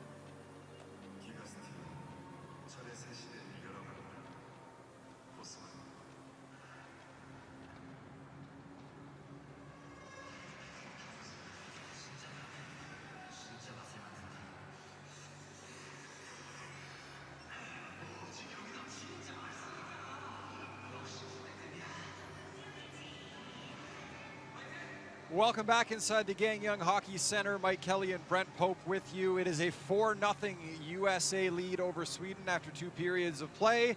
And we're beating a dead horse a little bit here with this storyline, but it could be a lot worse if it was not for Alf Nilsson, who made a number of terrific saves again in period number 2.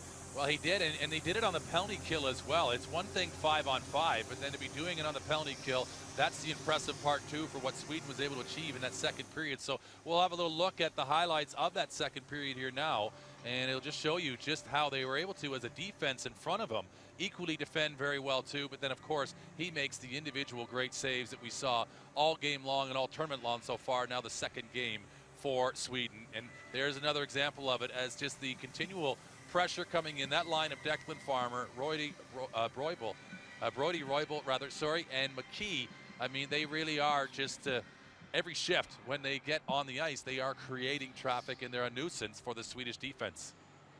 They have been dominant for the American side. As we take a look at the goal here, Paul Schaus getting a stick on the puck in front of the net. As you take a look at the shot and the redirection, the shot by Josh Pauls, pinching defenseman. Some nice traffic there by the Americans in front of the net. They've been able to get to that slot area on a few occasions.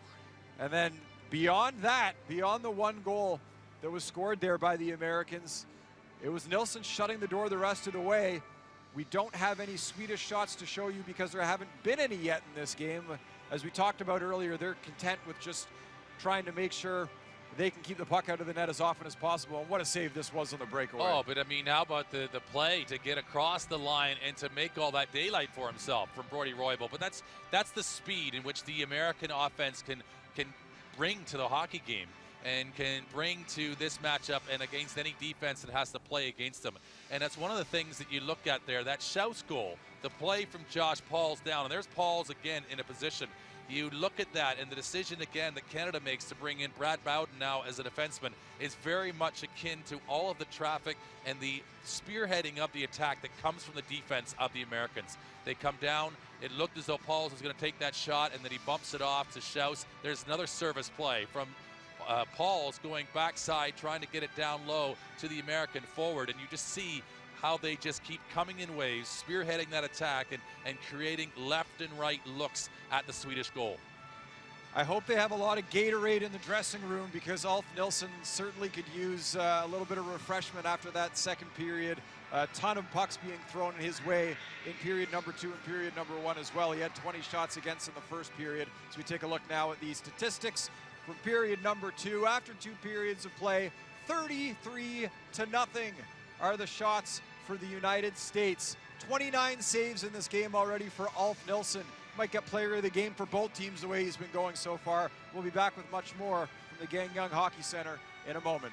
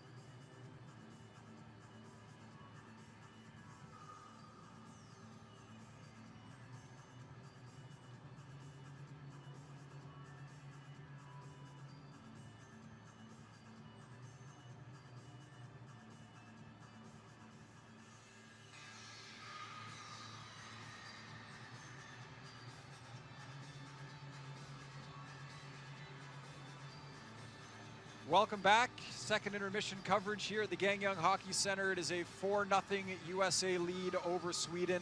They're out shooting them 33-0. It has been a very dominant performance. And as we mentioned earlier on in the broadcast, a couple of months ago, a longtime USA head coach Jeff Sauer passing away at the age of 73. Brent had a chance to speak with him a little bit, speak about him rather, a little bit earlier on with current head coach Guy Gosselin. Well, obviously it was a huge loss for all of us. Coach has been around for a long time. We will definitely miss him. He's not replaceable. You know, he's with us all the way, and you know, it was a short time ago that this happened. So the guys are still making adjustments, but we're thinking about him, and we'll always continue to think about him. So a lot of added emotion, obviously, for this American team playing under the circumstances that they are playing under. What's that like for a hockey team coming into a tournament, a very big and important tournament, but playing with something that's in the back of their mind as well? Well, I think it's we're all human. You know, whether you're competing in high-level sport or not. I think the best thing I can relate to is I lost my father last summer, And I know what that did to me and how that changed my life. And I think that Jeff Sauer was like a father figure to a lot of these players of the American program, the success that they've enjoyed in the last Paralympic cycle and bringing them to the top level of the players in this sport and the world. And Jeff Sauer is a huge part of why the American team are deemed as the best in the world. They're the current world champions and the current gold medal Paralympians. And to lose a man of that influence in your life, it'll change you forever, whether you realize it or not. And it'll be a tall order emotionally in that emotional well for the Americans to have the same success again and to keep repeating that.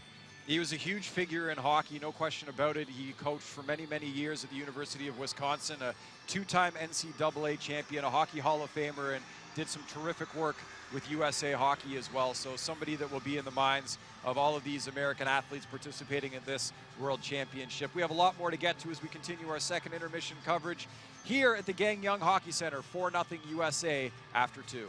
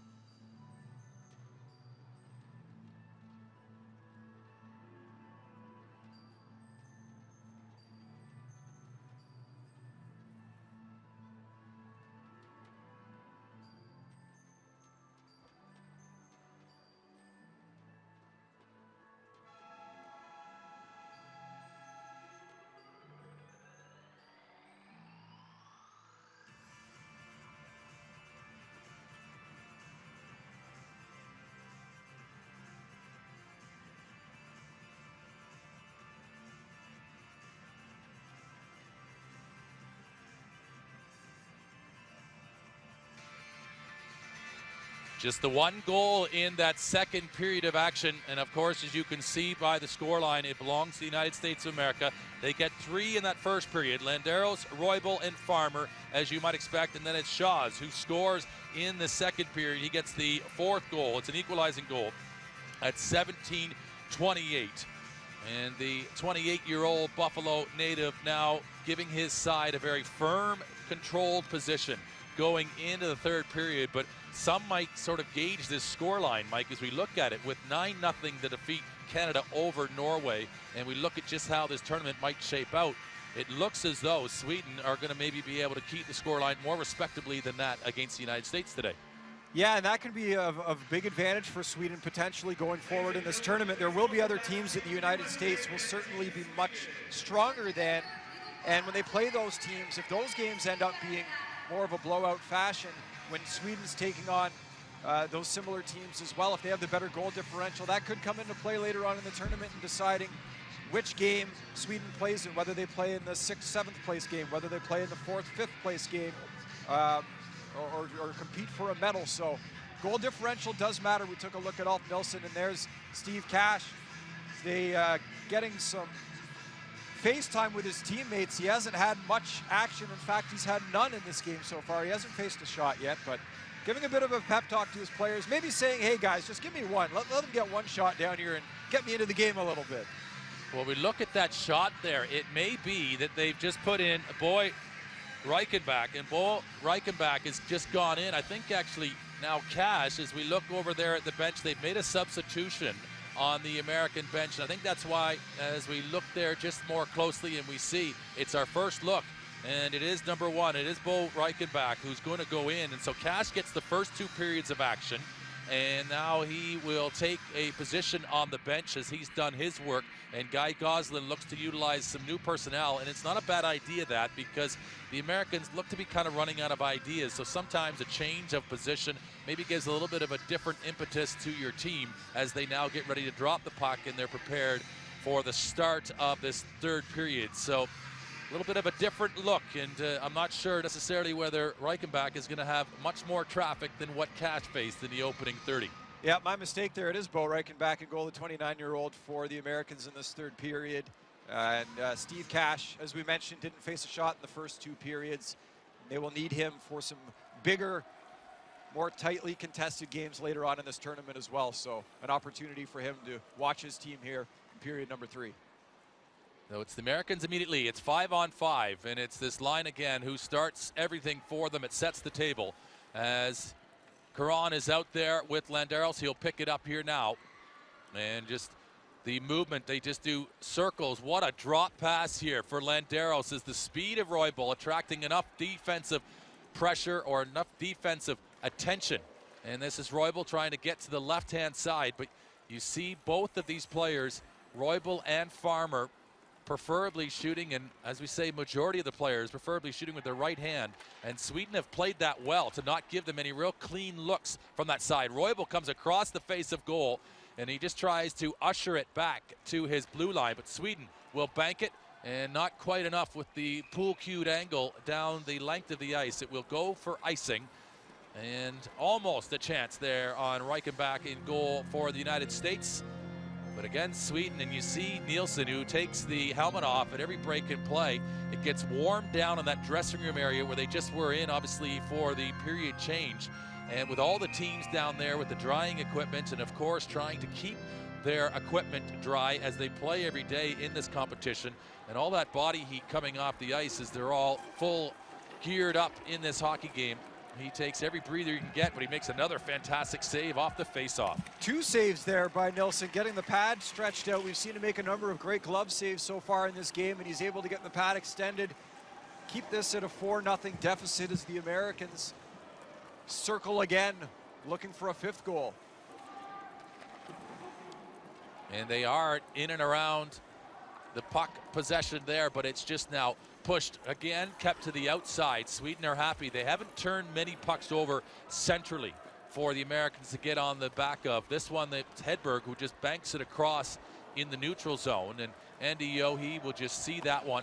They use the boards well, trying to bank it in so that it's not tight to the wall, so they can get to it first and have a clean pickup, and then maybe a passing play like that one across to Adam Page.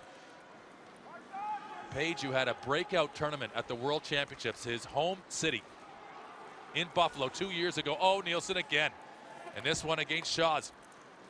As it goes back to Paul's, and low to high, east to west, they use every facet of the offensive zone to the Americans, and just trying to stretch and elongate this Swedish defense, but they've done well to contain the Americans. They really have elected to stay with that zone coverage, and they're just an individual little bit of puck pressure from the Swedish defense.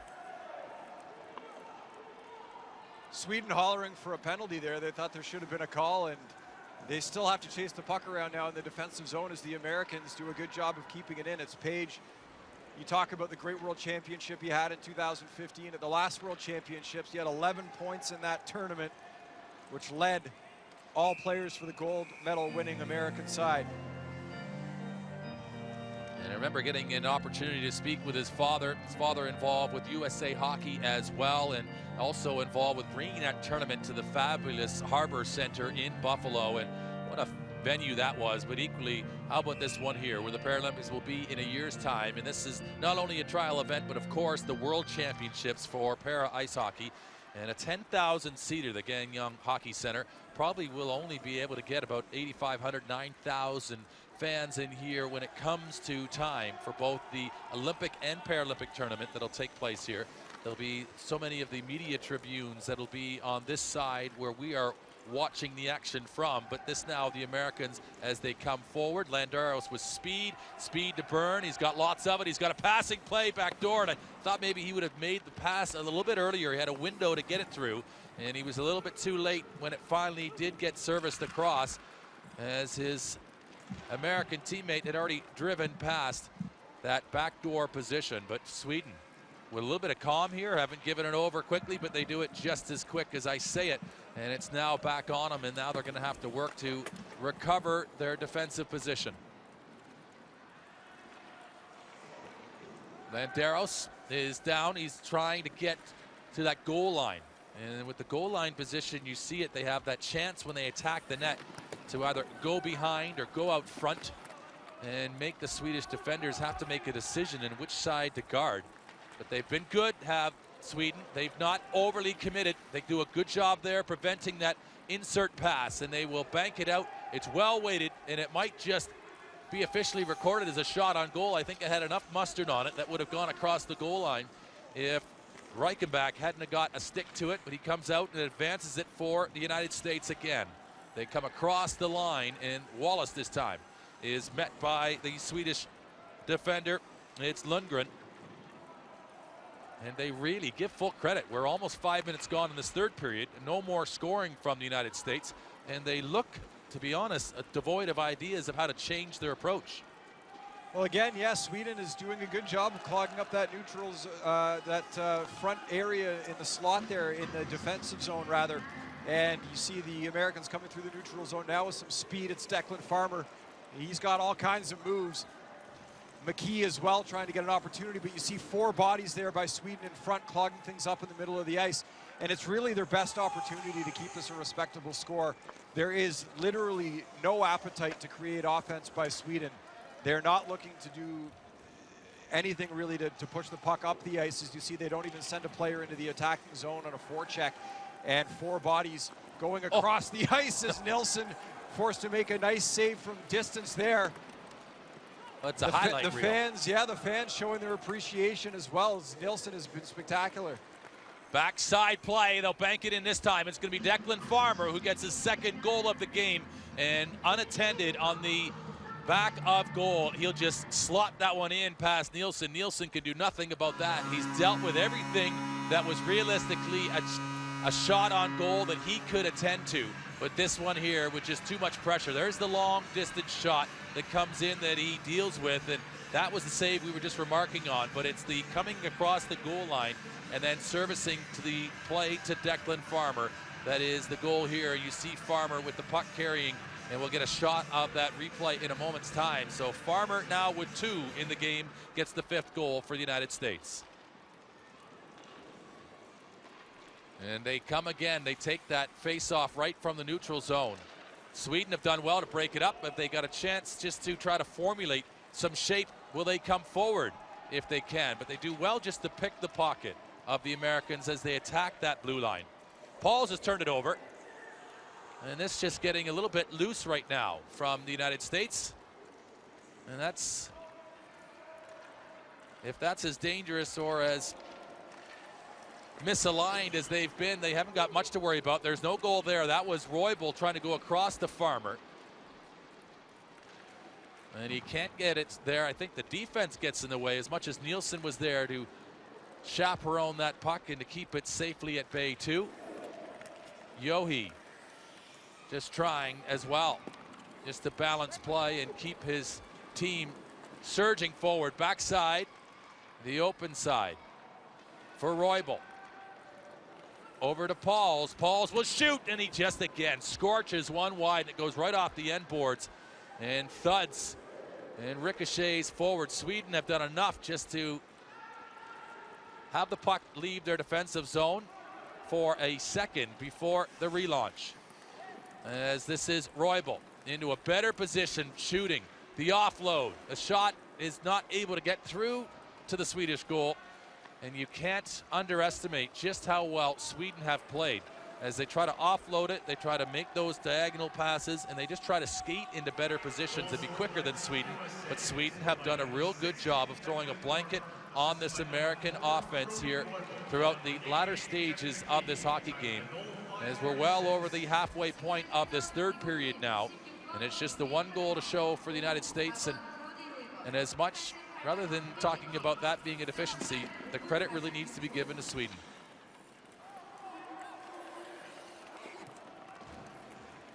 It's out for Landeros now. And Sweden, again, just keeping themselves in good shape and structure. For Karan. And Page to the outside. And we mentioned about Coach Ken Babby, who's here to our right. The Canadian coach looking at this one here. And of course, every coach researches the opposition when they're not playing, has a look at them live and in action. And they might be a little bit encouraged, Canada, by what they're witnessing here right now. As Shaw's has a shot, it's up and over, and it's not as accurate as he would have hoped from that range.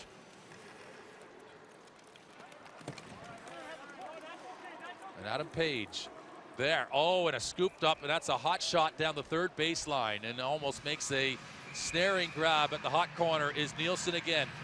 We will just pause for a moment with the action going on here at the Gangneung Hockey Center. It's 5-0 USA over Sweden. We'd like to thank all the volunteers today who've helped out with this competition. Without them, none of this is possible. So thank you. 2017년 강릉 세계 장애인 아이스하키 선수권 대회 에이프릴 대회를 보기 위해 오신 관중 여러분들과 경기를 위해 애써주시는 자원봉사분들께 감사의 말씀 드립니다.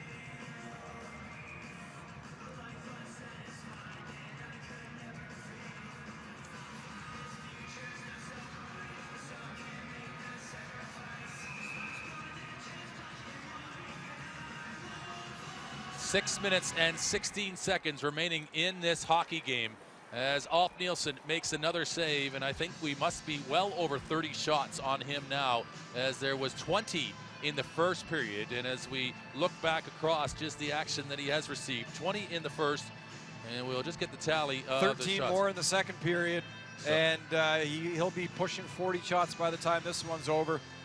He's 52 years old. He might be pushing 52 shots by the time this one is over.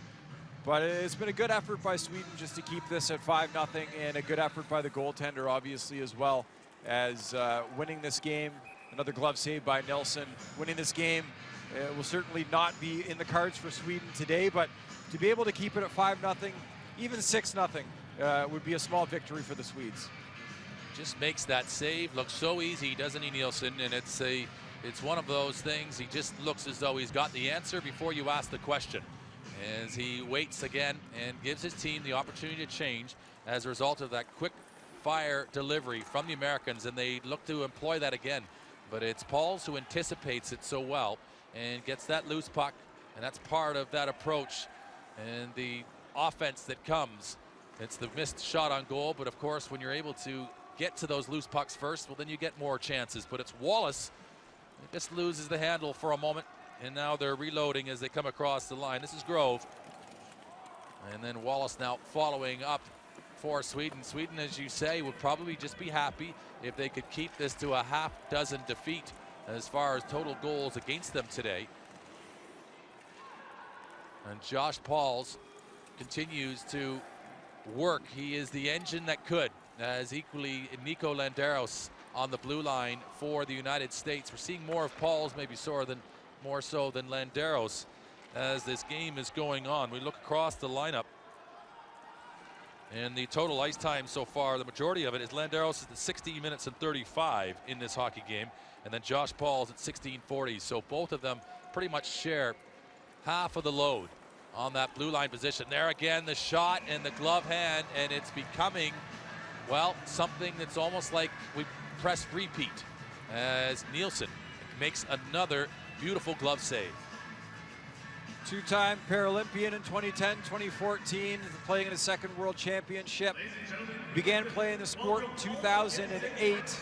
Alf Nilsson keeping it 5-0. Line changes for both teams as we'll take a break and play. 오늘 경기를 보러 와주신 아이들과 또 관중 여러분들 위해 저희가 특별한 시간을 마련했습니다. 선물을 들려드릴 텐데요. 한번 들어보시고 아는 노래인지 생각해 보시기 바랍니다.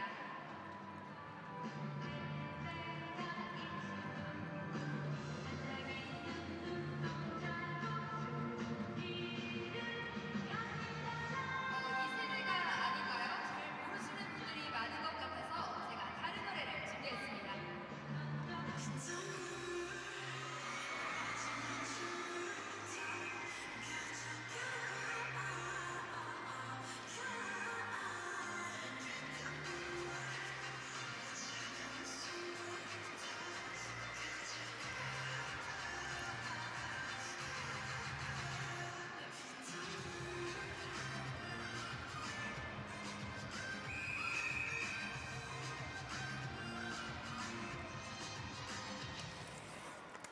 USA quickly off the drop, and they've got the quick trigger finger, and it's accurate, it's good. It just, however, isn't enough to kill the beast that is Alf Nilsson in goal. And he's just conceded the one shot in this period.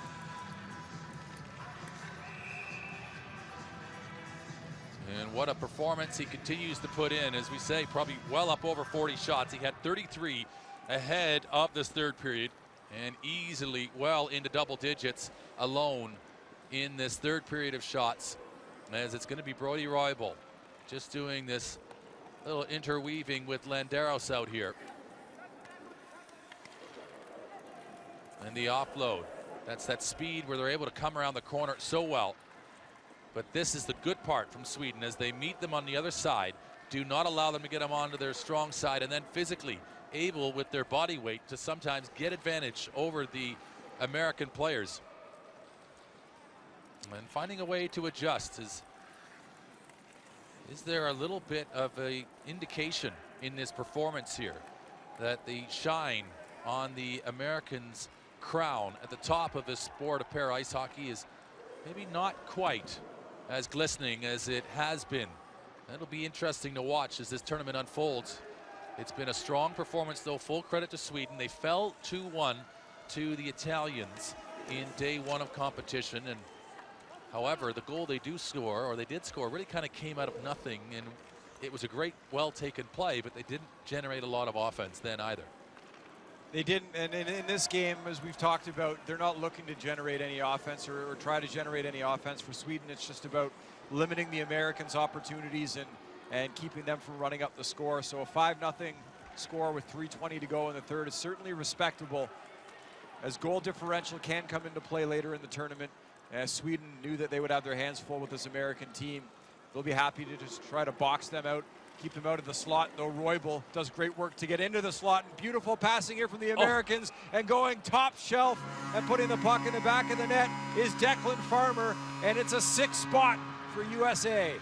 And Farmer gets himself a hat trick of goals at World Championship level, and he has that level of 6 already. It's tied with Taylor Lipsett, the former USA Paralympian, who also has 6 in a World Championships, and Farmer, who broke out in Buffalo with 6. He has 3 already in his first game here, and he could be well on his way with that tally there to maybe holding the singular record for United States of America in this competition.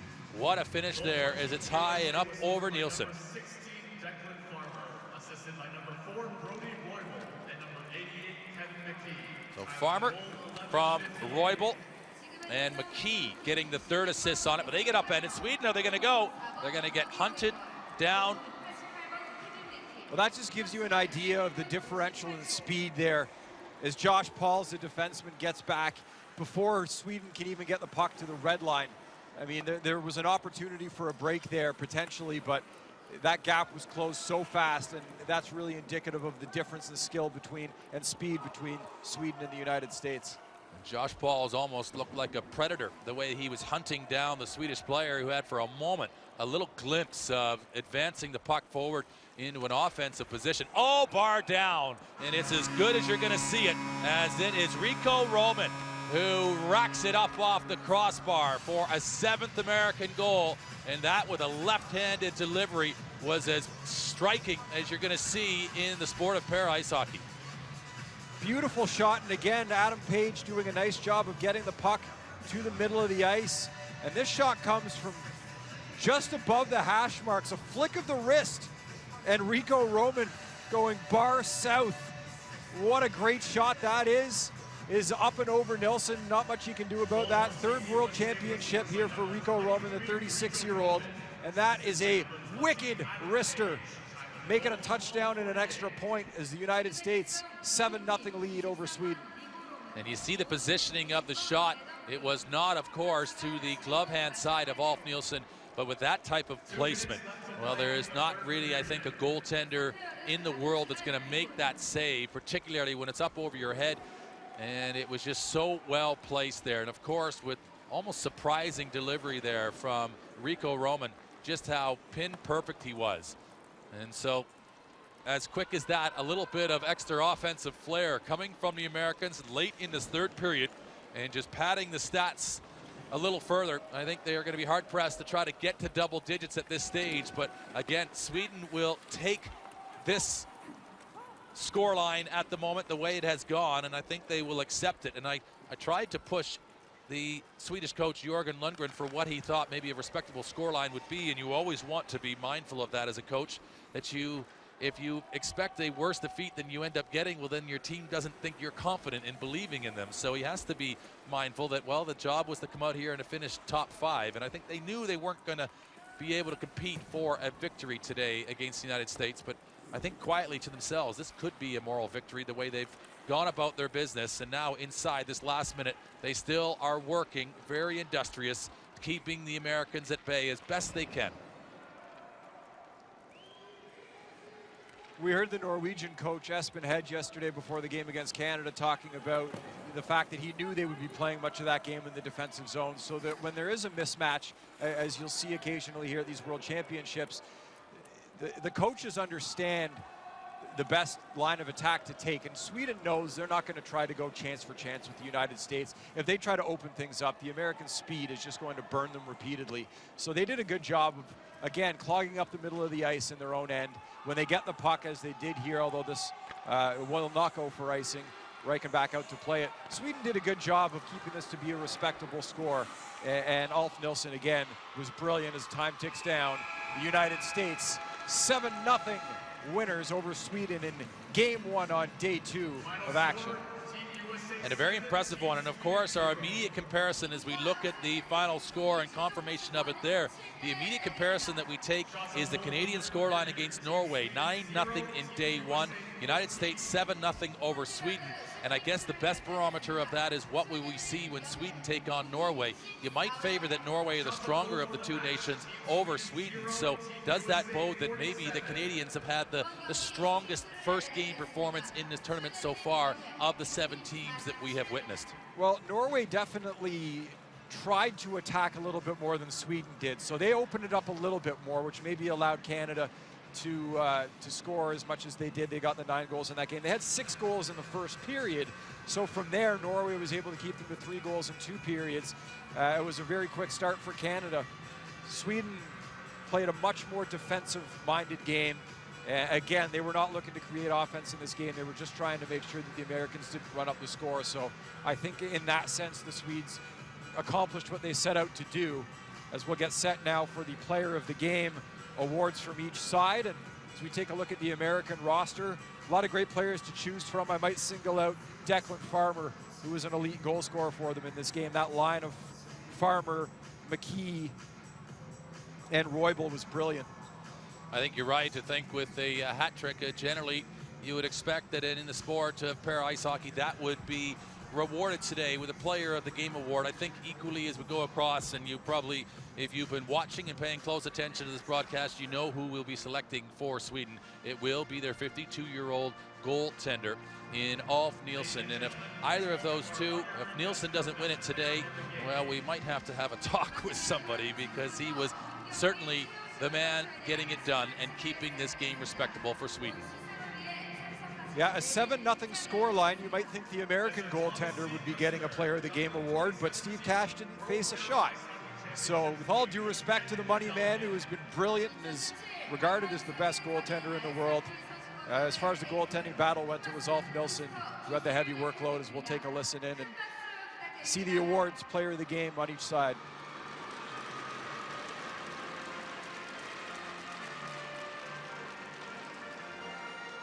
Ladies and gentlemen, we will now award the best player of Team Sweden. 관중 여러분, 먼저 스웨덴 팀 최우수 선수에 대한 시상이 있겠습니다. The award will be presented by Mr. Thomas C. Krister. 토마스 코이스터님께서 시상해 주시겠습니다. The best player of Team Sweden 스웨덴 팀 최우수 선수 is number 5, Ulf Nilsson. And you can hear the announcement, and of course you can see now Ulf Nilsson coming forward and acknowledging his teammates. And he looks a little bit like maybe you might even say the mad professor there. He's got the glasses on and he's got the mask, and he certainly has the experience, as you can see as well. At 52 years of age, he is just as willing to take the ferocious shooting of the opposition here at world-class level, and equally, as you saw in the game today, he's just as capable of dealing with it as well. It's all a walk in the park for Ulf Nilsson. He expects the workload, and he certainly carried the day for Sweden in their net.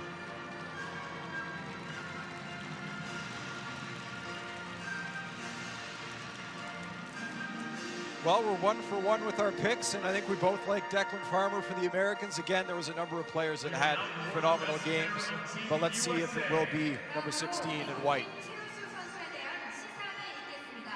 The best player of Team USA 미국 팀 최우수 선수 is number 4, Brody Roybal. 4번 브로디 로이벌.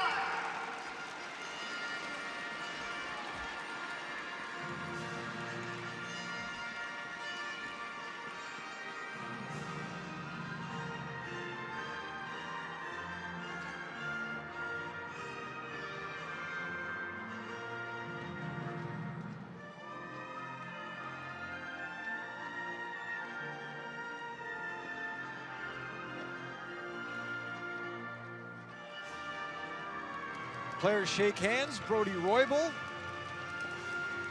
was in on a lot of those goals scored by Farmer as well. A big reason why the Americans put up 7. 2 great performers in this game here.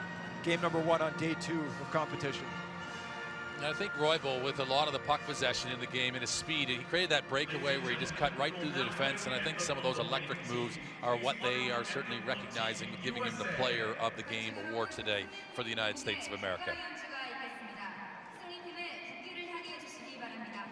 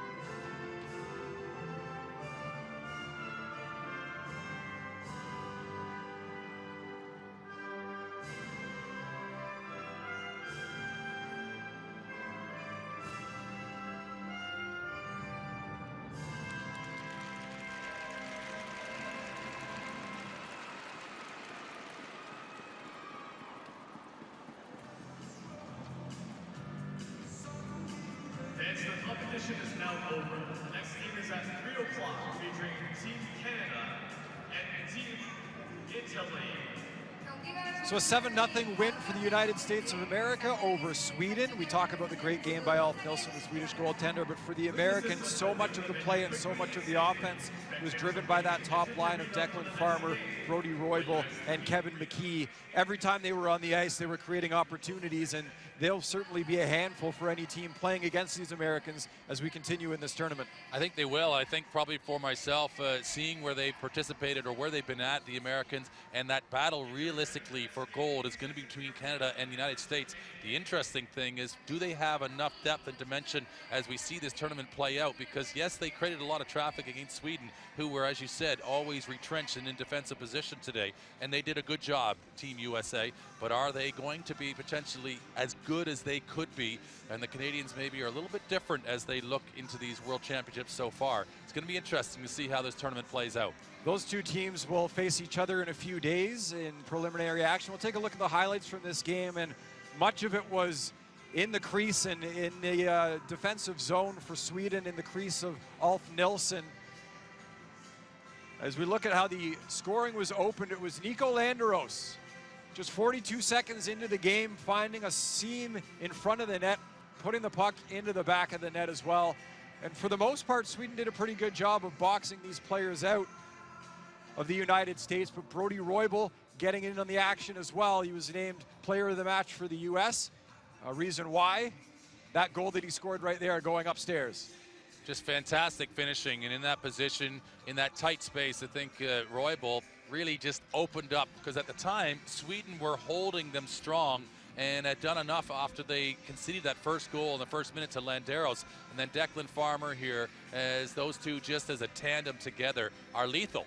And as a 1-2 punch, I don't think there is a better 1-2 scoring punch in the world currently, other than at times when Billy Bridges can get going with Westlake. But there's a different dynamic to how they get put together now, that lineup for Canada. But this machine for the United States, with Josh Pauls continually coming in from the blue line, that service there to Shaw's, and he just touches it there, just in great position. There's nothing that Nielsen's going to be able to do to defend those plays. Every time they went to the glove, that's where Nielsen made the saves. But this is now the service, and the shot from the outside there was Farmer getting a good strong shot in, and he was responsible for the fifth goal here as he just slides it past Nielsen. Nielsen did make a bunch of nice saves in this hockey game, but the pressure was just too much. It was constant from the Americans. As a nice opportunity there, and into the back of the net it goes.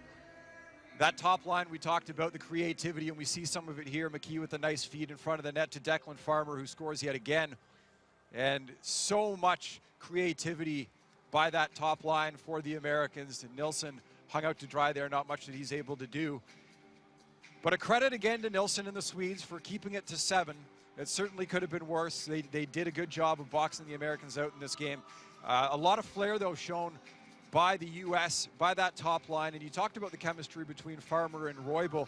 McKee also had some nice stick handling moments in that game and was able to get to the front of the net, create a little bit of offense as well. And the defense, very active when they wanted to be also. Well, they are very quick and they're speedy. That's the characteristics of the American team. But you saw when physical play was brought into action, they maybe weren't as strong in that department. They simply don't have the body weight to be able to deal with that traffic. They are a fast, skillful team. And when they get in those areas, they were able to make it count. But they had to really work hard to get into those areas sometimes, because Sweden did a great job of just clogging up those shooting and passing lanes. Well, let's take a look at the goal scores from this game. There were 7 goals in total for the United States of America over Sweden. It was all started by Nico Landeros in the first period. We see Declan Farmer's name up there 3 times. Brody Roybal, a line mate as well, as that line combined for 4 goals in this hockey game. They scored early, they scored often, and the offense of the Americans just simply too much, as we'll wait for an official shot count in this game, but I would expect it to be up over 40 against Alf Nilsson and the Swedes. Let's take a look at that shot total now. It was actually 47 when all is said and done. So 40 saves by Alf Nilsson. The Americans winning the face-off battle as well.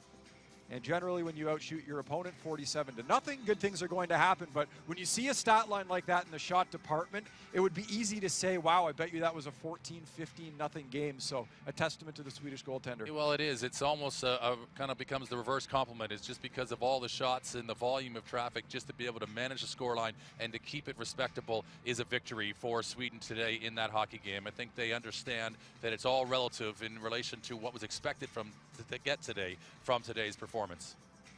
It was a tough day for the Swedes in general as they faced a lot of rubber. Alf Nilsson did, no question about it. It was a great day for Brody Roybal, who takes home player of the game for the United States. He is standing by downstairs with Stuart Lieberman. Reigning world champions, and what was it like to come out and get the big win today? Well, it was a great start to the tournament. It was a lot of fun out there. We got the job done, and we're excited to keep the tournament going. And what was it like to play on the Paralympic ice for the first time? It was really nice. The ice is great out there. They did a great job with this whole facility, and it was really nice out there. And can you talk about what it's like to play with you and Declan Farmer both out there, two young forwards? It's great. I mean, he's probably the best player in the world, so I mean, it's awesome to have him out there on my line. We get a lot done out there. It's fun. And which game are you most looking forward to next, and why? I mean, Canada, obviously, that's our big rival, and we love to play them. It's always a ton of fun, good energy out there, so we're ready for that one. Thank you.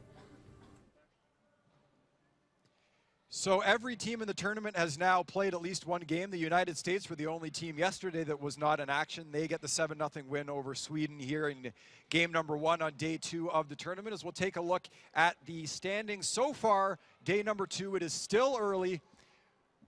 But right now, Canada, United States, Italy, and the Republic of Korea are undefeated. And a lot more action still to come here at this tournament. But we expect to see Canada and the United States up at the top of these standings throughout the course of the World Championship. Well, Canada there by right of winning 9-0 over Norway, and then USA with the result 7-0. So it's a goals for and against that gives them that advantage, and that's why they sit top of the tree at the moment. But it's going to be interesting, of course, as day 2 continues on here, and of course moving into day 3 and throughout the entirety of the tournament. It'll be really interesting. Canada and USA take each other on in this preliminary round. But work to be done today. Germany's got a tall order in game number 3, and then our next matchup coming up between the Italians and the Canadians in our second game. And that's a big day here in day 2 at the Gangneung Hockey Center. Canada and Italy both currently undefeated. That will not be the case when that game is over. We hope to see you shortly for game number 2 here on day 2 at the World Championships.